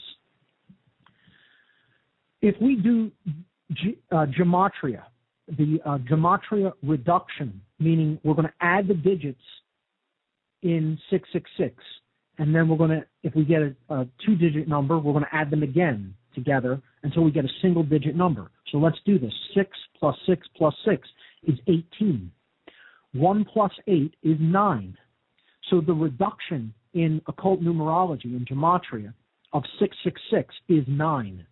That's what they would call the reduction. You're adding it, getting your value, and then adding the digits of that value until you get down to a single digit. That's why they call it a reduction. You're starting at 3 digits, then going to 2, then going to 1. So 9 and 666 are equivalents. So 9 would be considered base consciousness, or the equivalent of 666. If we do the reduction of 777, we get 21. 7 plus 7 plus 7 equals 21. 2 plus 1 equals 3. So that's the reduction of 777. They mean the same thing. They are equivalent in gematria. So to go from the 666 to the 777, or to go from base consciousness to higher consciousness, is the same as going from the 9 to the 3. So Crowley used the number 93 in the Thelemic tradition to represent this idea. 93 was doing the true will. 93 was coming out of beast consciousness and going to higher consciousness, to unity consciousness, to awakened divine consciousness. So the number 93 is kind of seen as the number for Thelema. Okay, and again, it's also the number of the word Thelema. When we add the digits of Thelema together, we get 93. When we add the digits of the word love in the Greek language together, we get the number 93. All of these things are equivalent to each other. So that's one of the first things to keep in mind. It represents the ascension out of ego, consciousness, and duality into love, will, and unity consciousness. It reduces the 3, so it's the equivalent to 777. The number 93 itself, 9 plus 3 is 12. 1 plus 2 is 3. It's equivalent to 777, 93. And this is because there's a property of 9 that equates it with base consciousness as a number itself, okay? And just let me run briefly through this. The additive property of 9, okay, when we add 9 to anything, 9 plus 1 is 10. 1 plus 0 is 1.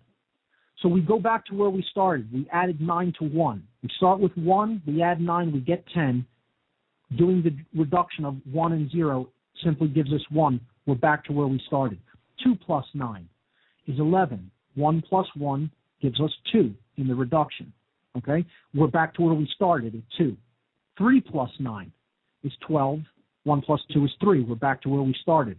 You take any number and add 9 to it, nothing changes. It's like adding a 0 because it represents base consciousness. When you add base consciousness to anything, you can't accomplish any change. No change is possible when you're adding more ego and base consciousness to the situation. So that's why 9 is considered the number of the beast. And even in Satanism, they'll tell you the number of Satan is 9. It's considered 9 because it's the number of the ego. And for this reason, mostly, the multiplicative properties of the number 9 are even more telling. 9 times 2 is 18. 1 plus 8 is 9. 9 times 3 is 27. 2 plus 7 is 9. 9 times 4 is 36. 3 plus 6 is 9. 9 times 5 is 45. 4 plus 5 is 9. It doesn't matter what number you multiply by 9, you automatically come back to 9, which is why it's considered the number of the ego. Whenever you multiply ego by anything, you multiply it into anything, all you get is more ego. That's what that concept represents in occult numerology. So this is why the number 93 was so powerful. You're getting rid of the illusion. You're transcending the illusion of base consciousness and attachment to ego, and you're raising your vibratory energy up to the level of the man in unity consciousness. You know, this is the number 3, the Trinity, thought, emotion, and action, unified and non-dual, not in a state of internal contradiction. So this is why 93 was considered a very powerful occult number in Thelemic tradition and in their system of gematria. Another number that was often talked about, we're going to talk about this when we get to the Book of Oz, was the number 77, which represented only 2 out of the 3 sevens being present in the 777. This gives us only 14 out of the possible 21, which is 2/3 of the result. And having 2/3 present is also a representative of the beast, because when you divide 3 into 2, taking a decimal from the fraction 2/3, you end up with a repeating 6-digit, .66666 to infinity. And this, again, represents it's incomplete. Something is missing. Something needs to be there. This is why it's considered the number of sorcery in many different occult traditions, because it represents the intellect combined with the will, often the lowercase will, but it's devoid of true care. It's devoid of true compassion. And it's 1 short of the total number of the tarot deck, 78, which represents the book of truth. The number of cards in the tarot deck is 78, and 77 is 1 short of that. So this concept of 1 short of the result is failure or incompletion. and I believe it's why Crowley put 77 on the Book of Oz, because he was saying that man has yet to understand this, and that's why the Aeon of Horus has yet to dawn. So that's another very significant figure, a significant number in Thelemic gematria. Two other numbers associated closely with Thelema, the number 23 and the number 418, 418. And I'll briefly go over these.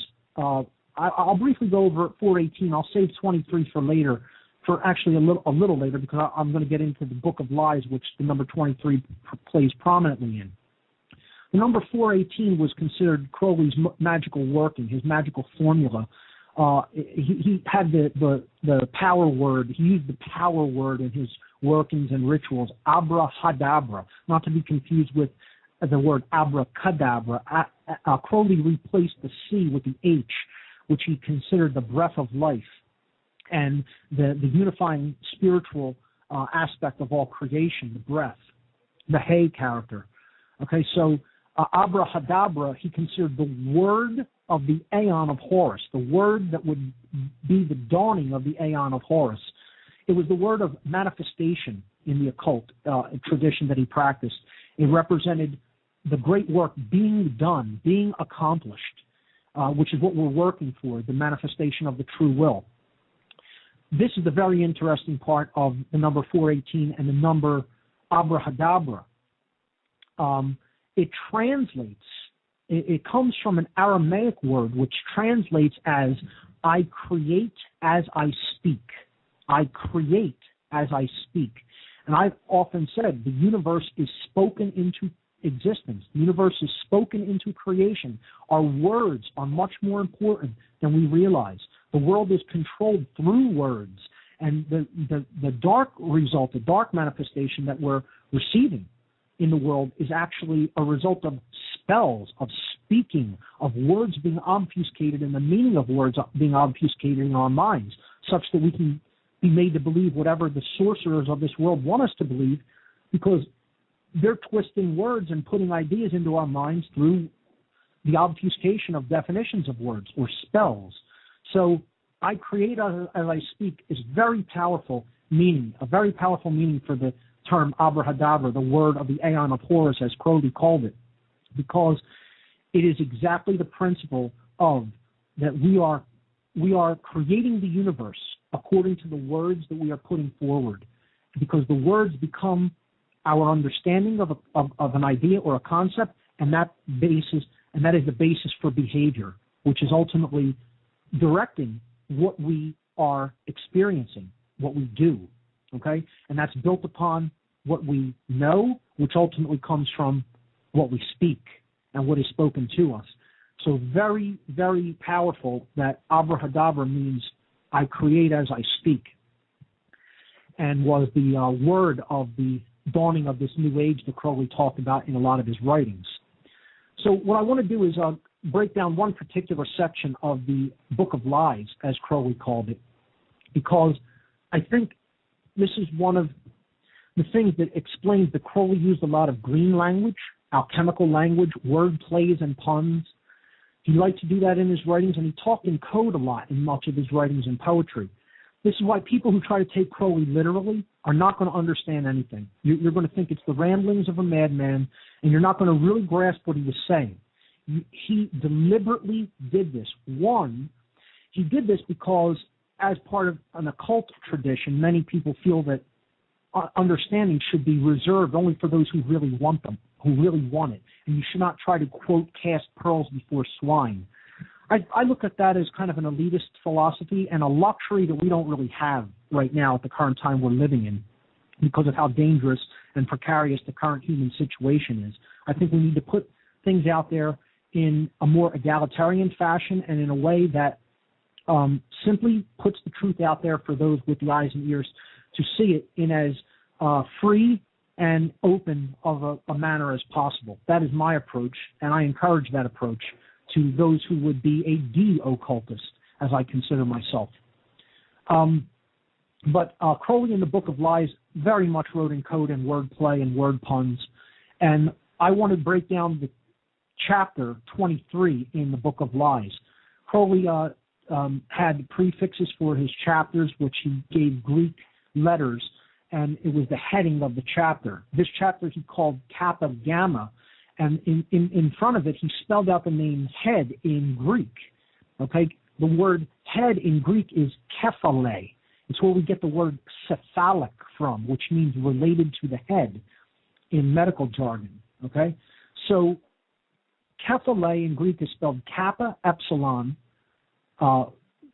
phi, which is how it's pronounced. Many people say phi, alpha, lambda, eta. And that's basically the beginning of each chapter, but then he had a couple of characters after that as the designation for this chapter, which is kappa gamma. So let's just briefly look at that in and of itself, okay? Kephale in Greek, the word in English means head. And then the word kappa gamma does not mean anything in Greek. So if we transliterate it into the English, kappa is the Greek word for the English, the Greek letter for the English letter K, and gamma transliterates into English as G. And this is, again, we're referring to chapter 23 of Crowley's Book of Lies here. KG, right? The letter K and the letter G. Now, if you were going to try to speak that, some people will go kug, okay? But if you simply say the word K, the letter K, and then just add the hard G sound, K-J, cage, cage, okay? So what he was actually saying is head cage. That's the title of the chapter. The title of the chapter is Head Cage. Think about it for a moment. A prison of the mind. Okay, a prison for the mind. The head cage. This is how a lot of Crowley's writings need to be written. They need to be contemplated. You often need to know gematria, equivalence, and numerology. You often need to know the meanings of certain words in other languages. You need to be able to take the letters in and out of different languages to transliterate them from one language to another. He was definitely a person who was skilled in ciphers, in encryption. Some people say that came out of his work with British intelligence, and it very well may have. So this chapter starts with one word in all capital letters. It's chapter 23, which is the whole concept of the number 23 being very important and part of spiritual awakening. And he starts it with the capitalized word skidoo, S-K-I-D-O-O. Now, many people will be unfamiliar with this word. You may have heard the phrase 23 skidoo. Yes. Older people in the audience may have heard this. Many people don't know really where it comes from. It's a saying that seemingly came out of nowhere in the 1920s while Crowley lived, okay? And it meant to remove yourself from some sort of a situation while you were still in a position that it was comfortable to do so. Or in other words, to get out while the getting was good. So if you're at some kind of a social situation and a wife of the let's say the people who hosted the party, a wife just found out that her husband was cheating on her in one of the bedrooms, at the party. You might want to do the 23 skidoo before all of the negative fallout from that happens right then and there at the party and you're caught up in the middle of it. So the 23 skidoo was considered, let's get out of here while the getting is good. We'll make a quick disappearance before anything gets too hairy. That's what 23 skidoo meant in a nutshell. And that's what Crowley is alluding to here. He's saying 23 skidoo, get out while the getting is good, referring to the head cage. Referring to, right now, we have the opportunity to free our minds. We have the opportunity to understand cosmic spiritual law, understand what rights we do have, what rights we don't have, stop trying to take actions that we don't have the right to do, stop capitulating to other people who want to take actions that they have no right to do and strip us of our rights in the process, and get out of this whole situation while the getting is good. Because if we don't take that opportunity, there's going to be a real hairy situation coming up in which we wish that we had taken the opportunity when it was presented to us and when the getting was good, when the getting out was good. That's what he means here. So he continues on in this chapter, and he says, what man is at ease in his inn? Now, this is more word flow play. What man is at ease in his inn? What man is at ease in his sin? Okay? It's a flow of word play. What man is at ease in his sin is what he's saying. You shouldn't be at ease in your sin. You should want to get out of it. You should want to get out of the state that you are sinning, that you are actively doing or condoning wrong doings to other people, okay? Which is basically the aggression ideology that I talked about so extensively in my work. We need to stop supporting it. We need to stop doing it. We need to stop participating in it. We need to understand what our rights are and only do those actions which are within our rights to do, because those actions don't cause harm to others, and hence they are our right. And we need to stop doing the things that do cause harm to others, because it's not one of our rights. That's the definition of a wrong. An action that causes harm to others is a wrong, and we need to stop doing that. And that's what would be in traditional religious language called sin, and we shouldn't be at ease in that state. It should make us feel uncomfortable, and we should have a desire to get out of it. So the next thing he says is get out. And he repeats this over and over and over, to get out, meaning get out of the mind control, get out of the head cage, free your mind, and get out of the situation that humanity is in while the getting is still good, because it's going to be a lot more uncomfortable as it goes on if we decide to stay in that head cage. So he says, wide is the world and cold, the cold, wide world, more pun. Okay, that the world is cold. You know, we are not spiritually awake and active. We have become cold. We don't care. You know, our emotions are not, turned on to their full extent. Our minds are not turned on to their full extent. We're not doing the actions that we really need to be doing to heal ourselves and others. So, you know, we're in a cold, wide world, in other words. And he says, get out again. Get out. Thou hast become an initiate, but he hyphenates it, an initiate, meaning you're in, and you like it being in there, okay? You like it in that prison, in that cell within the mind. You're an initiate, okay? You need to get out. And he says again after that, get out. But thou canst not get out by the way thou camest in. In other words, the way out is not through the ego and through the dualistic thinking that got you into this mess. It's about unity consciousness is the way out. He says the way out is the way, meaning the middle way of the Kabbalah and other traditions like Freemasonry. Okay? The middle way is not playing the left-hand path, the path of the controller, and not playing the right-hand path, just simply laying down the control and not standing up for yourself enough for your rights. This is about the middle path. I'm going to exert I'm going to embody the sacred feminine, the right-hand path, the sacred feminine aspect of true compassion and true care, and the non-aggression principle, which is the true right-hand path, in conjunction with the true left-hand path of I'm not going to be a controller, but I am not going to not stand up for myself when violence is being conducted unto me, and I'm going to understand that I have a right to use physical force when my rights are being accosted and usurped. And somebody doesn't have the right to just tell me, I can do this to you with impunity and you have no right to respond. Okay? That's the true sacred masculine path. And these two need to be combined in the middle way. I'm not advocating that I control anyone else. I control myself. And I have the right to self-defense. That's the left-hand aspect together.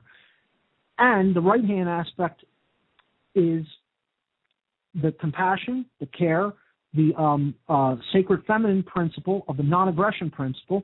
And it's, also about caring enough to stand up for yourself when your rights are being violated.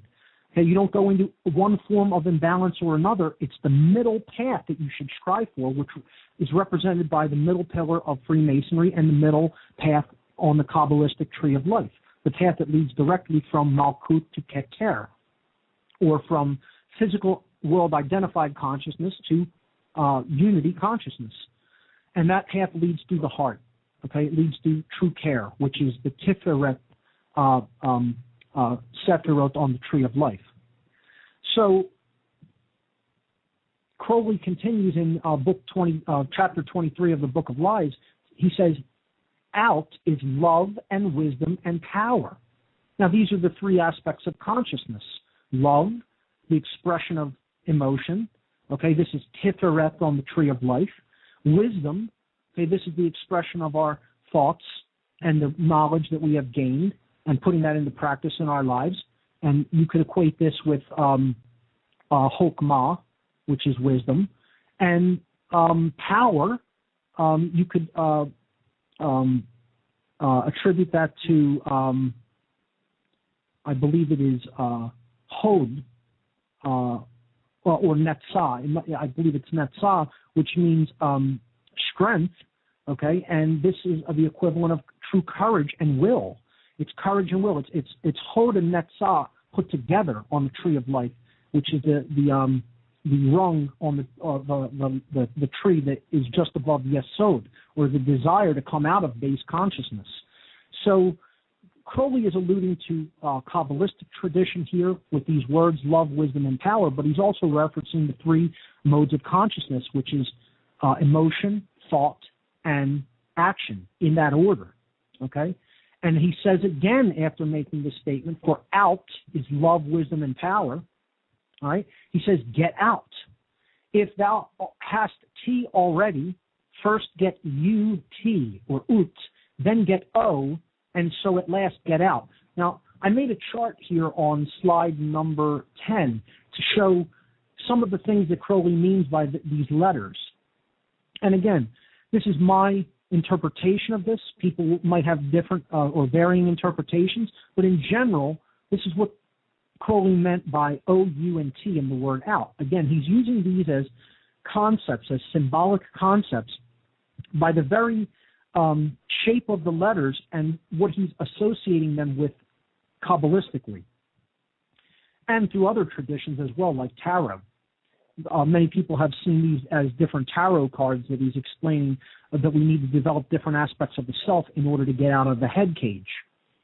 So I look at the O as the feminine essence. This is the womb of creation, the cosmic egg, if you will, the symbol of the letter O. It's the yin energy. It's Shakti in the Eastern traditions.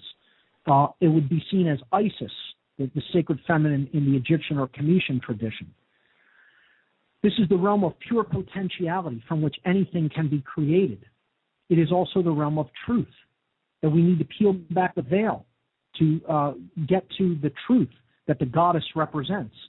It's the universe. It's the totality of the all, the one thing that is the no thing, that is about spiritual expression, and hence the zero, or the O, the egg, the ovum, okay? The womb of creation. I'll take the T next, and then we'll go back to the U. The T is the masculine essence. Okay, this is the masculine aspect of one's consciousness. It is the yang energy. All right, you could look at this as this is the outward pushing force, whereas the O is the inward accepting force. Okay, some would look at the masculine as the positive, or the anode, I believe, and the negative, the cathode. I'm not sure if I have those reversed, but I think I had it right. So, in other words, the O could be looked at as the dark lunar negative, not negative meaning bad, but a negative as far as, like an electrical system would go, the receptive. And the T is the masculine or the outward pushing force, okay? It is yang energy. It is considered the Shiva energy in the Eastern traditions. The Horus is who it would resonate with in the Egyptian tradition. It is, instead of the womb, this would be the phallus. Okay, it is the wand or the phallus. The shape of the T is the Tau cross, which represented male virility and power. It's active strength. It's courage. It's will and courage to act in the world. That's what the T symbol represents. The sacred hammer, if you will. Okay. It's our desire to know, that which pushes us forward, the desire to want to know, to want to learn, to want to grow. Okay? It's the expressive force, whereas the feminine force is the contractive or passive force. And that also is the receptive energy that allows us to receive. Okay? So where the O is the universe in this simple three-letter formula of out, the T is the monad, the individuated expression of consciousness. So it's the individual having the experience in the physical domain, the actual manifestation, the incarnation of the spirit in the physical world. Now we look at the U, which is the thing that stands between the O and the T. And it is the blending of these two things. It is the sacred union. It is the harmonization between the feminine essence and the masculine essence. It is the alchemical wedding, as we've spoken about in other traditions. And think about it. It's the word you. You. When you say you, it's you. Meaning this is you. This is what you are about, what your purpose and goal actually is. It's union with the higher self. You is the shape of a magnet, the force that draws things together, the magnetic force, okay? It's the sacred union, unison, unity consciousness, all about you. It is the true will realized and put into practice, put into manifestation. It is true self-respect, true self-discipline, and self-mastery, ultimately. It is bringing all aspects of your consciousness together as one in a holistic fashion, such that you make yourself into a being that as you think, so you feel, so you act. There is no contradiction. You're out of mind control. You cannot be manipulated by a sorcerer, and you're doing the true will. And that is expressed by the letter U, which is the synthesis between the O and the T. So that's what this whole chapter is about, and this is how we need to read Crowley's writings. They're highly symbolic, highly interpretive, and highly built upon word plays and puns that are very much linked and very much you need to have associative thinking applied to them with other occult traditions.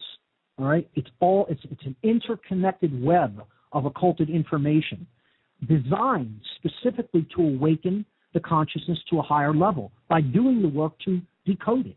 You're actually putting a meditative and a contemplative effort and a concentrative effort. All three modes of consciousness, of thought, are being used. You're using contemplation, meditation, and concentration to decode what he's putting forward. So that's why even dealing with and moving through the process of understanding these writings can open up a whole new world to people within themselves that they had never even contemplated or even known was there. Which is why I think that his writings are highly valuable, and I do encourage people to check them out, regardless of what you think of him as the man and the way he lived his life. Again, I can see in many cases the distinction between when Crowley wrote in a channeled capacity, when he was definitely in harmony and in the zone with the spirit, and when his lowercase w will was speaking. You could actually almost see this turn on and off in some of his writings. And you need to be aware of that and understand that, some of this is high-minded spiritual wisdom coming through Crowley as a channel, and some is Crowley the man speaking his own mind and interjecting his own lowercase w will into the mix, And that definitely needs to be understood that that's going on in Crowley's writings. So there's one other work that I want to break down, and that is Liber Oz. And again, we could spend years going through Crowley's writings and analyzing it. We have very little time, obviously, in a short one-episode show. But again, this isn't intended to be the be-all and end-all. This is intended to, as I said at the beginning of the show, whet the appetite and provide introductory material for the study of some of Crowley's other writings, and just to give the basic principles of what he was putting forward and working with. So Liber Oz is arguably Crowley's most controversial writing, and for many reasons. And I consider it to be one of the only things the people of the world truly need to know. And I've said that for the first time here today on this show. And some people will be horrified by that statement because they'll read Liber Oz, interpret it in a completely convoluted way, and think that Crowley is saying something that he's not saying and that I'm agreeing with it. So controversial means, it comes from Latin, contra means against or up against, okay? And versare, the second part of the word controversial, means to change. So it's up against changing, or you're face to face with having to change your views, your deeply held beliefs and opinions, etc. That's what controversial means. When something is controversial, that's what it really means that it's doing. It's challenging our worldview and our deeply held beliefs, the beliefs that we're very attached to. So, Crowley starts Liber Oz, which is book 77. Now, here's another thing. People will say, well, there's the number of the sorcerer. Yes, and as I was saying before, the call dropped out, is that Crowley, I believe, deliberately used the number 77 because he was explaining that sorcerers basically are in control and that they are attempting to thwart the rights of man, the natural rights of man. And I don't see Liber Oz as simply book 77, which is what the Latin numerals LXXVII are, 77. I personally see it as book 777. Now, I believe Crowley may have had a book 777 as well. But see, I think that what's missing from book 77, which Crowley deliberately made it 77 to point out something's missing, is care. And it's not that he wrote the document in a state of not caring. That's not what I mean. What I think he was trying to express to humanity is that humanity doesn't care about this, the deep spiritual wisdom that is contained in this one page. Because Liber Oz is a one-page book. He calls it a book, but it's one page of writing. It's basically a series of statements. He was saying that if we want to make this book 777, we have to bring the third seven, which is held within our heart, and we have to put that forward in a capacity of true care to understand our rights and to stand up for them when they come under perilous attack by tyrants, which they already were during Crowley's time, and that agenda has advanced 100-fold since he lived right into our lifetimes. And if we don't get out of the head cage, get out, do the 23 skidoo, if you will, we're going to be in for even harder times as this agenda progresses forward that we are ensconced in right now as a species, as humanity. So let's read Liber Oz, and then I'll comment on it. He opens up with some quotes. They're all from the Book of the Law, Liber Al Vel Legis. The first is the law of the strong. This is our law and the joy of the world, referring to the true will. He says, do what thou wilt shall be the whole of the law. Always opened most of his books with that after penning the Book of the Law. And he says, thou hast no right but to do thy will. Do that, and no other shall say nay. Again, I talked about that quote a little bit before, earlier tonight. In other words, do the true will, and the universe will open doors for you. It will not create obstacles for you. And finally, every man and woman is a star. We also talked about that tonight. Now, here's where the Book of Oz actually starts. It ends with two more quotes, which we'll get to, but it starts with a controversial statement. There is no God but man. Now, what I ask people to do is, if you're even looking at this on slide number 11, stop looking at it for a moment and just do a simple experiment. And, Bob, if you'll do this simple experiment with me, okay? Take a piece of paper if you have one in front of you, or if not, just open a text document on your computer screen. And I want you to write down the phrase, and then God said, let there be light. You write that down, and then God said, let there be light. Write that phrase down on a piece of paper or type it out. Okay. All right? Just do that real quick. And then God said, let there be light.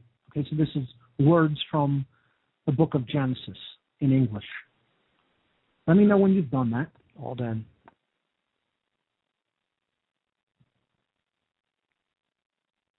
You see, this is where people don't pay attention to detail in writing often. And that's where they get into obfuscated definitions and thinking that someone said something that they didn't because they weren't paying attention closely enough. All right? So, if you have that phrase written down, what I want you to do is take a look at the word God as you have written it down and tell me if it equates with the word that is on the page there on slide number 11, liberas. Equating as how? Meaning, is it exactly the same as it is written? Because I'll bet you it's not. I'll bet you any amount of money you wrote the word God with a capital G. Did you not? Unfortunately, I did not because I've been staring at that slide for a while. Almost 100% normally, of the people, when they are thinking of the God of creation, all right? Uppercase. The all. They're going to write down a capital G for the word God. Okay? Almost everybody will do that. This distinguishes it from a lowercase g God, which means something entirely different. A lowercase g God means a creator of an experience, one who set a particular result into flow, into manifestation. Okay? You set it into motion and then got a result as a result of putting a particular behavior or set of circumstances into flow. And this is what is meant in the case when there is a lower G for the word God. It means a creator of an experience, not the creator of the universe. If Crowley meant the creator of the universe, he would have written it with a capital G, right, to represent the God of creation. So what he's saying here, to open up the Book of Oz, is he's expressing the law of attraction, that there is total freedom in the universe. There is free will. And man is ultimately creating the experience that he gets here on earth because he is the co-creator with universal spiritual law. He is a small g God. He is not G, capital G God. That's not what he's saying. That's not what I'm saying and would never make that statement. Okay? Man, however, is this lowercase g creator of his own experience here on earth through the behaviors that he chooses of his own free will, which is given to him by the capital G, God of creation. And so he's saying, there is no creator of your experience here on earth except you. You're the one who's making the experience. And when he says man, he doesn't mean the individual person. He means as a totality, humanity. Man, capital M, not a man, lowercase m. Man, mankind, in other words, the human species. No one else is creating the experience that we are living through here on earth except the human species. This isn't something that's being done to us from outside of ourselves. We are generating the experience through how we think, how we feel, and how we act. That's it. Our consciousness is creating the experience. So many people have a hard time with that because they've externalized their power. They think this is something that is being done to us, that there is, somehow people don't have control over their actions and are bound to behave a certain way, like an actual computer program. And it's not the truth. We are gifted by the creator of the universe with free will to choose our decisions, no matter how much manipulatory efforts are going on in the world. Ultimately, it is up to us to choose the actions that we will take. And no one is ultimately in control of that. Someone can kill you, but they cannot make you do something. You have to choose to do it of your own free will. I don't care if there's a gun to your head. I don't care if someone will starve as a result. It is your choice. It is always your choice in every moment. And that's a very hard thing for almost every person on the earth alive at this time to hear. So few will hear that and say, yes, that's exactly as it is. Most people want to rebel against that and want to deny that that is exactly how it is. But that's what Crowley is stating in no uncertain terms at the top of this document. And then he goes on to list the universal rights of mankind. Man has the right to live by his own law. Capital L, law, meaning live according to natural law. It doesn't mean do whatever you want and just invent whatever law you want to invent. It means ultimately you have a right to live in harmony with natural law. Has a right, capital R, meaning what is a right, what is not a right. Understand the difference between those things and then choose the right over the wrong. Now you have a right to live in harmony with that law, that higher case cosmic L, the higher case L cosmic law that is always in effect and we are always bound by. To live in the way that he wills to do, to work as he will, to play as he will, capital W, to rest as he will, to die when and how he will. All right, so we have the right to live by our own law, work in the way we will, live in the way we will, work, play, rest, and die as we will. Because we own ourselves. We are the stewards of our physical bodies while our consciousness is in incarnation in them. This is our property. We have a right to do it as we want so long as we are not hurting anybody else. And the qualifying statement for that is the first part of it. Man has the right to live by his own law, capital LW, okay, which is all about living in harmony with natural law. Man has the right to eat what he will, drink what he will, dwell where he will, move as he will on the face of the earth is the second part.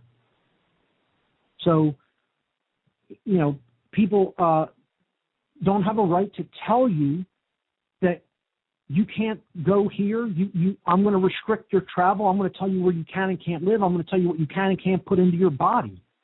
That's not someone else's rights. If you own your body, you can do with it as you will. Again, provided you're not harming someone else and their rights.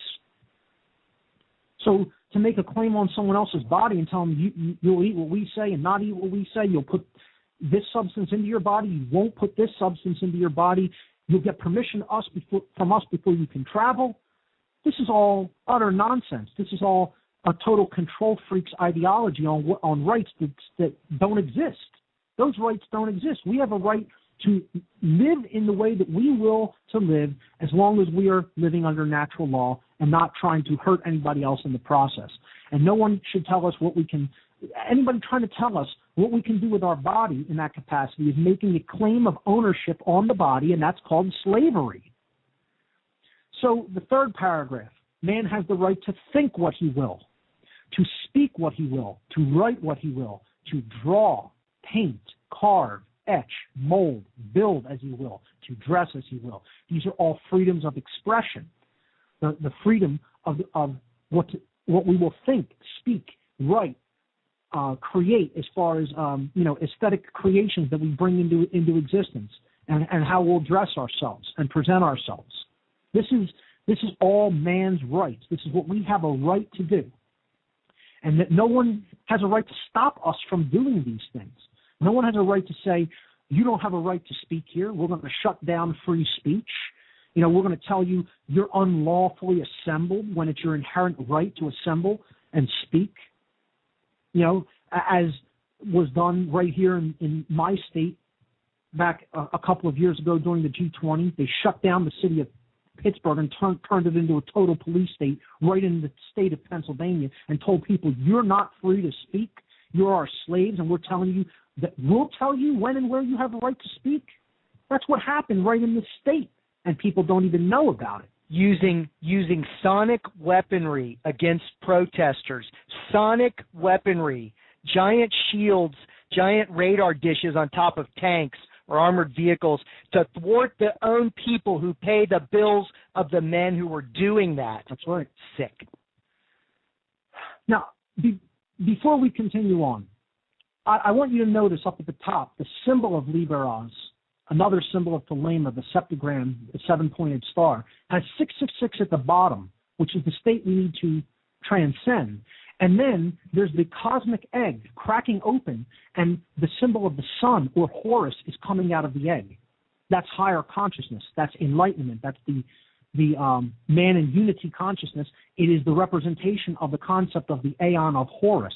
So when people say, oh, it says 666 in there, no, you don't understand what he's saying. He's saying we're coming out of the 666 and raising ourselves to an understanding of what the true laws of the cosmos are, so that we can understand truly what our rights are and how they're being thwarted, and start coming out of that condition. And that's the dawning of the sun. And that symbol, the dot with the circle around it, is the symbol of the sun and the symbol of Horus, which is why he called the new aeon the aeon of Horus, the rising sun. It's about the savior of the world, which is true enlightenment and the true will coming back into humanity so humanity can save itself. Not about waiting for some externalized deity to come and rescue us from our own idiocy. That's not what this is about. This is about getting in touch with that higher will of creation and raising ourselves out of this sick condition that we're trapped in right now. Get out. Get out. The fourth paragraph, man has the right to love as he will. And then a quote from Liber al Vel Legis, take your fill and will of love as you will, when, where, and with whom you will. Capital W, will. Doesn't mean go out and, rape somebody or sexually associate with them when they don't want that. It means do the will and express love. That's what this is all ultimately about. Express higher consciousness. Put that out there for people into the world. Take your fill of will and love. Capital L, love. All right? And then the big controversial part. In addition to the first part, there is no God but man, meaning there is no lowercase g God, creator of our experience, except us acting through our own free will and our own behavior. The fifth paragraph, or the fifth part of Liber Oz is, quote, man has the right to kill those who would thwart these rights. And here we go. Now everybody goes up into an uproar. Oh, my God, how can you say that? How could you agree with that? There's a right to kill? Well, notice it doesn't say there is a right to murder. And this is a big part of misunderstanding within even religious doctrine. Okay? If you look at the fifth commandment of the biblical texts in the Old Testament, the word for thou shalt not murder, the actual Hebrew original words for the commandment, the fifth commandment, is lo tirzak. Lo tirzak. Okay, that's lambda, lamed alpha, okay, is low. That means that's a prescription against doing something, or that's the thou shalt not part. And then the word tirzak is tav, resh, zadi, hey, okay? And this word in Hebrew means to murder, not to kill, to murder, to take life that you had no justifiable reason for taking. You took it in aggression, not defense. See, killing in defense is something that is an inherent right. We may need to use that right if an attacker, an aggressor, will not desist from their attack on our rights and aggressing upon our right to remain well. Then you have a right. You already have that right to put down that aggressive attack by any amount of force required to put it down, up to and including lethal force. I've been talking about this on my show over the last several weeks, trying to get people a better understanding of this. And people are so made into timid, domesticated creatures because they won't stand up for their rights. They won't understand that you already have an inherent right to stand up for yourself and use defensive force if someone else is thwarting your rights, taking something that is not theirs to take, your rights that are a birthright given to you as a gift by the creator of the universe. Rights do not come from man. They cannot be taken away by man. They are a gift and a birthright from the creator, and no one has the right to thwart other people's rights. That right. Doesn't exist. That's called wrongdoing. And you have a right to stop someone when they're engaged in such wrongdoing. And that's what Crowley is saying here. And he was saying this is the sacred masculine principle. All of the other things he's talking about is the non-aggression principle. You have the right to do this according to the higher law, according to natural law, not to break natural law and go against other people's natural inherent rights. You have a right to express all of your rights as long as they are within the natural law. When he's talking about this fifth part of it, this is the masculine aspect of it. The first four parts are the non-aggression principle. The fifth part is the masculine principle, which is the principle of self-defense. And he's saying you have the right to kill. He's not saying murder. In the it would not be translated if you went into the Hebrew as tirzak, which means to murder. The fifth commandment should not be stated as thou shalt not kill. That's incorrect. That's an incorrect translation. The fifth commandment is thou shalt not murder or take life in a means that you had absolutely no right to do so through aggression. That's called murder. In a defensive capacity, the right to kill exists when someone will not back down from their aggression and their usurpation of your inherent rights. Okay, so that's why people need to stand up and realize they're coming to try to take that right away from people. That this is happening now, as we speak, for people who are asleep and not paying attention or who think this isn't super important. You let them take your last line of defense. Go and look up what happened in Chile, Cambodia, the Soviet Union, to the Armenians in World War I, to the North Koreans now. That's what their model for the world is, North Korea. You want to see what the model for the New World Order is? Go look up the documentary on YouTube called Inside North Korea. And that's what's coming to the United States if we're not careful. You want to see what we need to do, the 23 skidoo, to make sure it doesn't happen, to get out while the getting is good? Go take a look at that documentary and you'll find out. Because that's the model for this world order that they're trying to bring in, this agenda. And they're going to try to bring it to the United States, and the first plan is to take away the American people's firearms because people don't understand the sacred masculine principle of self-defense. So that's what Crowley is stating in no uncertain terms here, and I am in 100% agreement with everything that is stated in this document. He ends the document by saying, the slaves shall serve.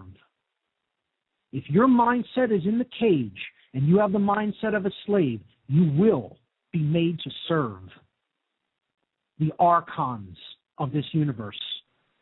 You won't step up and stand up for your rights and stand up for what is right. You're going to be turned into a slave. And that's just the truth of what's going on and what happens in this world when you don't want to understand cosmic law.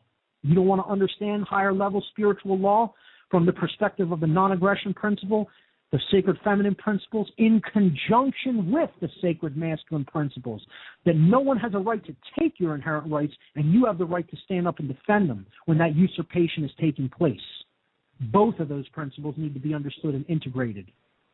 He finally ends, of course, with the phrase, love is the law. Capital L, love, is the capital L law. Love under will, meaning any aspect of our true will needs to be built firmly upon a foundation of higher consciousness. And that's how he ends the document. And I've said it to people in my private life, and I'll say it here on the air again for the first time. If people understood this document fully, in its totality, that's really all anyone really truly needs to understand. I consider this document one of the highest spiritual teachings ever penned by the hand of man. And I guess I would really kind of like to wrap it up on that note and just give people my I'll read one more quote by Crowley, which I gave as the last slide. He said, the absolute rule of the state shall be a function of the absolute liberty of each individual will, capital W, will. The absolute rule of the state shall be a function of the absolute liberty of each individual will. And what he means by that is freedom is directly proportional to doing the true will of creation. Slavery is directly in-proportional, non-proportional. It's inversely proportional to doing the true will of creation.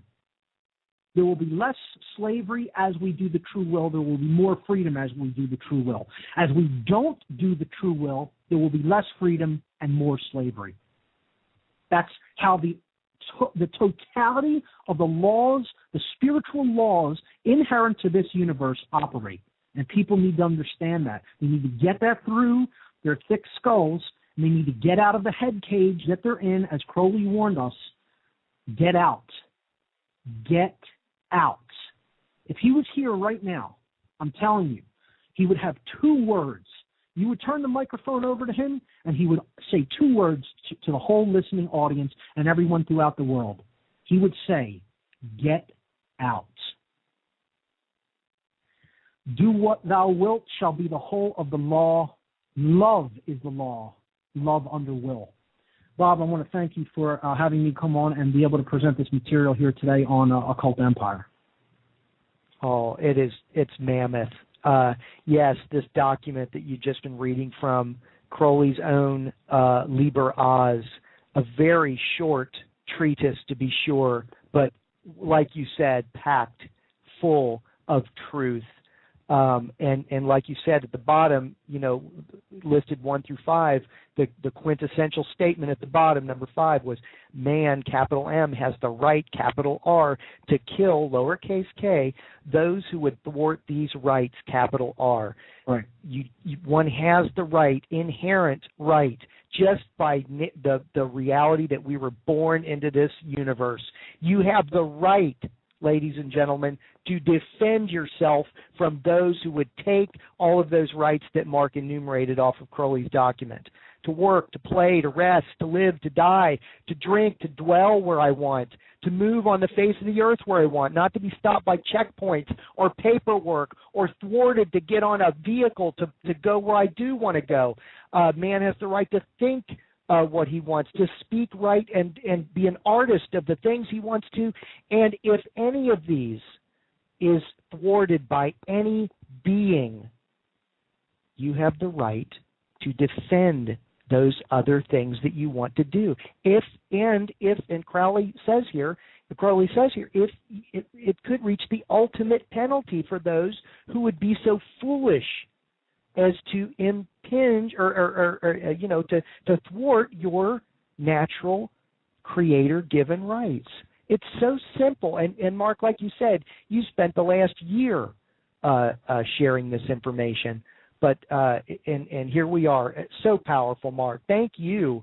And sorry about the drop-off there. No problem. I understand technical problems happen. I just want to say to the listening audience that I've said many, many times, and I will reiterate it one more time. Everything that I do, every single piece of work that I do is to attempt to stop the possibility of having to do this through physical force. No, I don't want to see that occur. But if it comes to that, that's where we'll have to go. Everything I'm doing is to try to help people to elevate their own consciousness so that it never has to come to that. I look at that as almost failure in a way. And, like I said, if our backs are up against the wall and it comes to something like that, then I personally will act on the side of self-defense. However, that's not what I want to see for humanity. I want to see us take the path of the dove instead of the path of the serpent. That's my wish for humanity, if we will only listen to the voice of wisdom. So, Bob, I'll end by just saying thank you so much for allowing me to come on the show and express, these ideas to the listening audience. And I will end by simply saying, love is the law, love under will.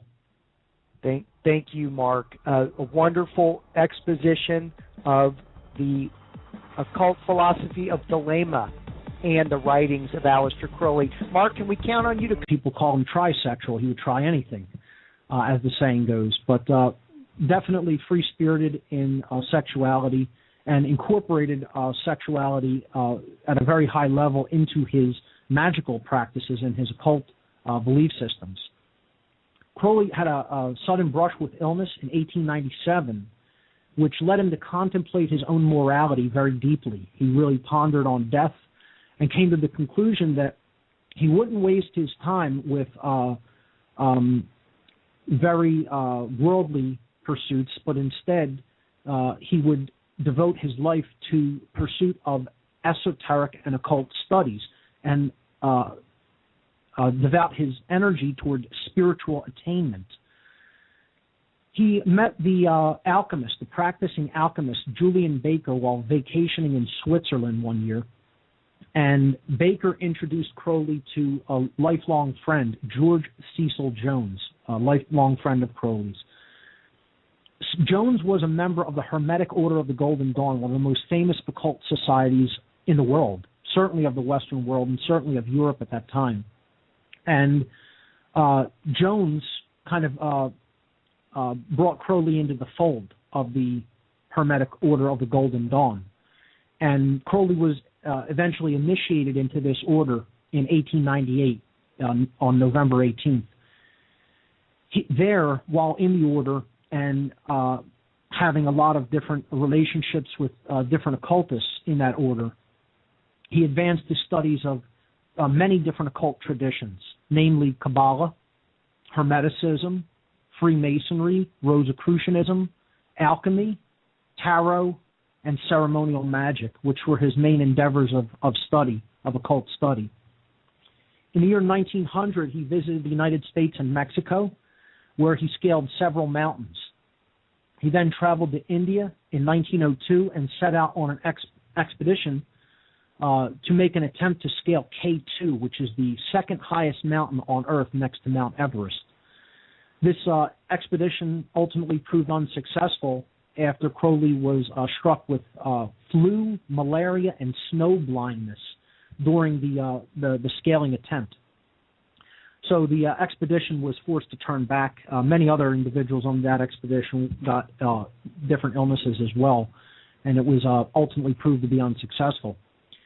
In 1903, he married his first wife, Rose Kelly, who was the sister of his friend Gerald Kelly.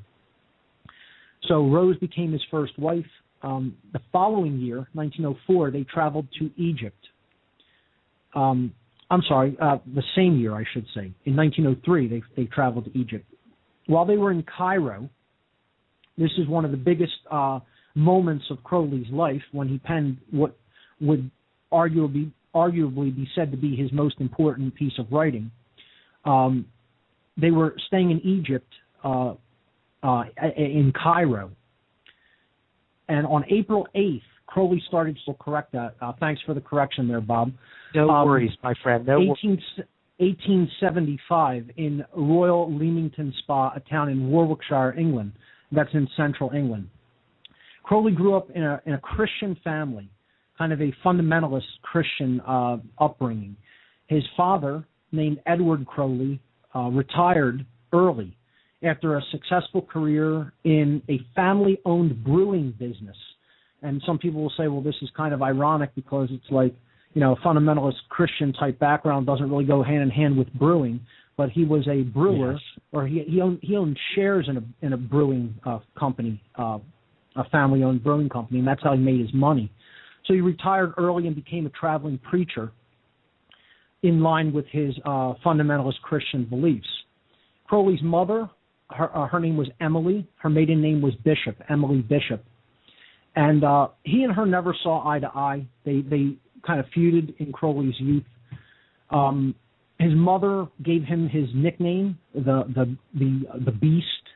She kind of called him a Satan or a beast because he kind of rebelled against his Christian upbringing from a young age and sought to expand his mental horizons and his spiritual horizons, and kind of rejected that fundamentalist upbringing. And his mother didn't really take too kindly to that, and she nicknamed him the Beast for it, which he kind of accepted and took unto himself, and often called himself the Beast himself and called himself the Great Beast, to Megatherion, as it is translated in the Greek. So Crowley's father passed away when he was only 11 years old, and he inherited his father's wealth from his brewing business. This is how Crowley was really able to travel extensively throughout the world and, not really have to be tied down with a typical worker salary and job. So he was fairly wealthy, at least wealthy enough to travel for many, many years. At age 20, Crowley officially changed his name to Alistair. His name was Edward Alexander, and his parents would call him Alec. And he didn't like that. He didn't like his real name, Edward, either, so he decided to change his name to something a little bit more fluid sounding, and he liked the way the syllabic distribution of Alistair Crowley sounded, and therefore that's what he chose as his name in public life. He attended Trinity College at Cambridge University, where he studied philosophy and literature. He was in and out of many schools during his youth for different reasons, often behavioral. He took vacations when he was at Cambridge University, and his favorite pastime was mountain climbing. He was a mountaineer. It was a very big aspect of his life, and he enjoyed climbing in the European Alps. So throughout his life, Crowley was always a very free-spirited sexually. He had a very free-spirited sexuality, to say the least. And he engaged in relations with both men and women, so he was bisexual. Something it's important to keep in mind. Yes, this is an instance, as Bob and I talked about briefly earlier, of a do as I say, not as I do type situation.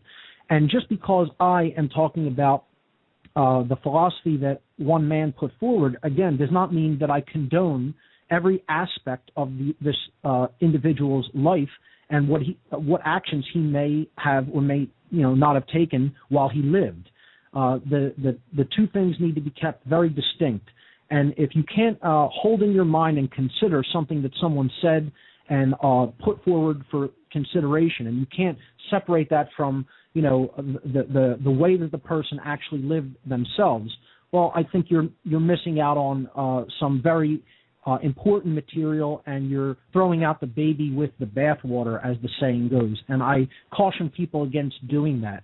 I always try to stress an integral approach to any spiritual information, so that you take what resonates and leave the rest, and certainly don't set someone else's way that they live their life in ways that they failed in their spiritual uplift, failed to stay on the path in many cases.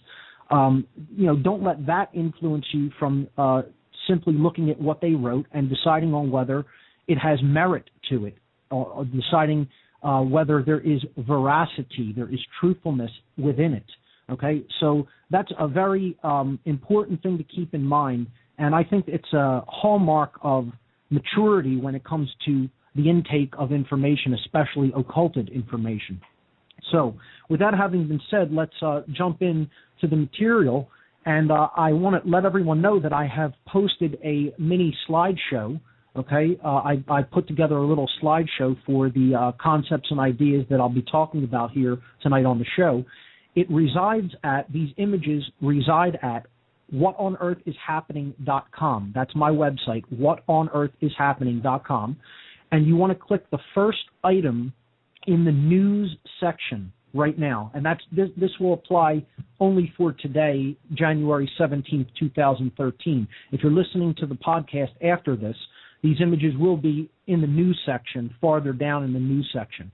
Okay, so it's January 17th, 2013 today, and on the most recent news items right now on What on Earth is Happening in the news section, the top item is my appearance here on Occult Empire. Underneath the image for the show that acts as the link to get to the Blog Talk page where you can listen to the show at, there will be several links. They're numerical links. It says images for the show. You can click on any of those numerical links, and it will open up a slideshow. And in there are the slides that I'm going to be going over today, and a lot of the concepts and ideas that we'll be talking about are contained on those slides. That will also be kept, those images will also be kept along with the podcast when it is archived on the website. Okay, so slide number 1 simply shows an image of Aleister Crowley, kind of during his prime to somewhat later years. And the phrase at the top, do what thou wilt shall be the whole of the law, the phrase perhaps which he is best known for. At the bottom, love is the law, love under will, which needs to be always kept in conjunction with the top portion, okay, that we'll talk about later what is meant by do what thou wilt shall be the whole of the law, and the concept of the true will, which Crowley espoused in his Thelemic philosophy. We have some of the symbols that are associated with Crowley. We have the sigil of the AA, Crowley's occult order or society, his fraternal order, the Brotherhood of the Silver Star, the Argenteum Astrum, as it was called. That's what AA stands for. We have the unicursal hexagram of Thelema. It is the chalice and the blade united, but not interlocked, but continuously flowing into each other. Unicursal means that it's one writing. So you can make this form of the six-pointed star, or the union of the chalice and the blade symbols, the sacred masculine and sacred feminine, with one pen stroke without lifting the pen from the paper. Okay? In the lower left-hand corner, we have the Magus card of Crowley's Thoth deck. Okay, the tarot deck that he actually created along with Lady Freda Harris. And on the bottom right, we have the Rose Cross symbol of the Hermetic Order of the Golden Dawn, of which Crowley was an active member during his lifetime. The dates of his birth and death are there, and basically this is simply the introductory slide. What I would like to do is really go through kind of a synopsis of a timeline of Crowley's life, and as we approach significant ideas, break them down as we move forward. So, Aleister Crowley, he was, of course, a occultist, a mystic, practitioner of ceremonial magic, a poet, an author of many books and writings. And he was born as Edward Alexander Crowley. That was his actual birth name, Edward Alexander Crowley, on October 12th, 1975, in the town of Royal Leamington Spa. This is a town in Warwickshire, England, in the central portion of England. And Mark? Yes. That would be 1875. I'm sorry. I said 1975. I correct. That's okay. Thank you for the correction. 1875. Pardon me. A slip of the tongue is not a slip of the mind. I do have it here as 1875. I apologize for that. Actually, I do not. It says 1975 on the slide, so I do have that incorrect. The candle flickers, and the figure strides into the cold hall on a January night, and it is none other than Mark Passios to share his knowledge this evening of the writings of Aleister Crowley and Thelema. Ladies and gentlemen, I give you Mark Passios. Do what thou wilt shall be the whole of the law. Bob, strap yourself in. It's going to be a great ride here tonight on Occult Empire. So let's get started. I want to first say that what I'm going to talk about here today is and should be considered by anyone who is listening as introductory material. When you're approaching a field of endeavor as large as the works and writings of an occultist such as Aleister Crowley, we could not possibly cover all of it in 20 radio shows of this length, 50 even. This is intended to simply whet the appetite and to give people some background material so that it will spark them to go and do their own research and take a look at Crowley's writings for themselves and contemplate them and really take them into themselves and analyze them and pull some spiritual wisdom and truth out of them and put that to practice in their own lives. This should not be considered by any stretch of the imagination the total word on the topic, and people have to keep that in mind and say, well, Mark didn't touch on this aspect tonight, and that means that this is incomplete or somehow not accurate. This is again intended as an introduction, and I'm letting people know in advance I am not the definitive expert on Crowley or Thelema. It is an interest of mine. I have read a lot of his writings, and I think I have a firm grasp on the very deep underlying principles of the Thelemic philosophy. However, I'm not telling you I'm the be-all, end-all expert in this field, in this entire area of inquiry. So please keep that in mind. The second thing I'd like to offer as a caveat to individuals and to have them keep in mind as we progress through the show is that because I am talking about someone's material and happening to agree with a good portion of it, does not mean I agree with all of the things that Crowley put forward, wrote, or most certainly did. We have to keep a clear distinction in mind between Crowley as a sort of a channel for spiritual information and Aleister Crowley, the man, as he lived his life in the physical world. And again, a distinction needs to be made between those two entities, if you will. Crowley put out a lot of high-minded spiritual information through his writings for those who have the eyes to see and ears to hear, as the saying goes. But again, certain aspects of the way the man lived his life, most certainly I would not condone.